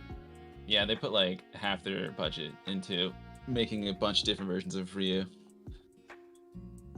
Oh yeah, no, it's great. I love it. It's so cool to see every time. It's just a game with so much love and care and effort put into it. It just bleeds it like crazy. Oh no, Dr. Boob Punch, you missed it too. Oh no, my friends, I'm sorry. Yeah, I had a great time. It was definitely a little bit of a busy work episode. Last episode was a big high point where a lot of the plot stuff got laid out, so we had to hit the downtrend, and I definitely felt it. If only we had free control of the camera, that wouldn't have taken nearly as fucking long, but what can you do? What can you do? Majuular, the Heisenberg of gaming, is here, but he's too intimidated because but he's intimidating. He played all the Kingsfield games, so he's probably insane by now too. After Shadow Tower, I'm getting there. Yeah, that'll definitely, listen, going deep on that FromSoft will make you. Are you gonna do the one with guns, do you think? I got it coming tomorrow. Okay, yep. that is Shadow Tower. I get it mixed up. Yep. Okay, cool. Shadow Tower Abyss. Oh yeah. I love it that they were like, you know what Kingsfield needs? Bloodborne. Guns. Yes, exactly. That's what I was thinking the whole time. The AR-15 would really hit the spot here. That was what I thought the whole time I played Kingsfield. Like, hot damn. All right. Well, guys, y'all know me and where you guys can find me on the internet. Obviously, here, Super RPG Friends, here on Mondays, Tuesdays, Thursdays, and Fridays at 8 p.m. Maj, you want to tell us what you do and where we can find you? Sure. I make YouTube videos. You can find me on YouTube under the same name that you see on the screen before you right now. And that's all. Hell yeah. Love to see it. Wodinga, you got anything you want to plug today? Where can we find some of your stuff? I know you do a little music, maybe? I mean, a little of that goodness? I haven't published anything in a while, but you can sometimes hear in this chat. Hell yeah. Once a week. Hell yeah. That's what I like to hear. Well, that's fucking awesome. I really appreciate you guys coming out. I had a blast. Thanks so much to all of the wonderful, beautiful people in chat for always making this such a fun experience. We are going to be shooting a raid on over to friend of the show, Julia the Juggernaut, friend of Chet. They are playing Unicorn Overload right now, so I want you guys to all go... Overlord. I wish it was called Unicorn Overload. Make sure you guys go over there and ask if this is Ogre Battles 64, okay? That's our raid message, is to be like, yo, hold up. But thank you guys all so much for coming out. My name is Frank. We're going to be closing this show that way we've been doing it all these years, and that is with an Earthbound reference. 3, 2, 1. Fuzzy Pickles, you guys. We'll see you next time. Fuzzy Pickles. Have a great time. We'll see you tomorrow for Friday Fantasy, baby!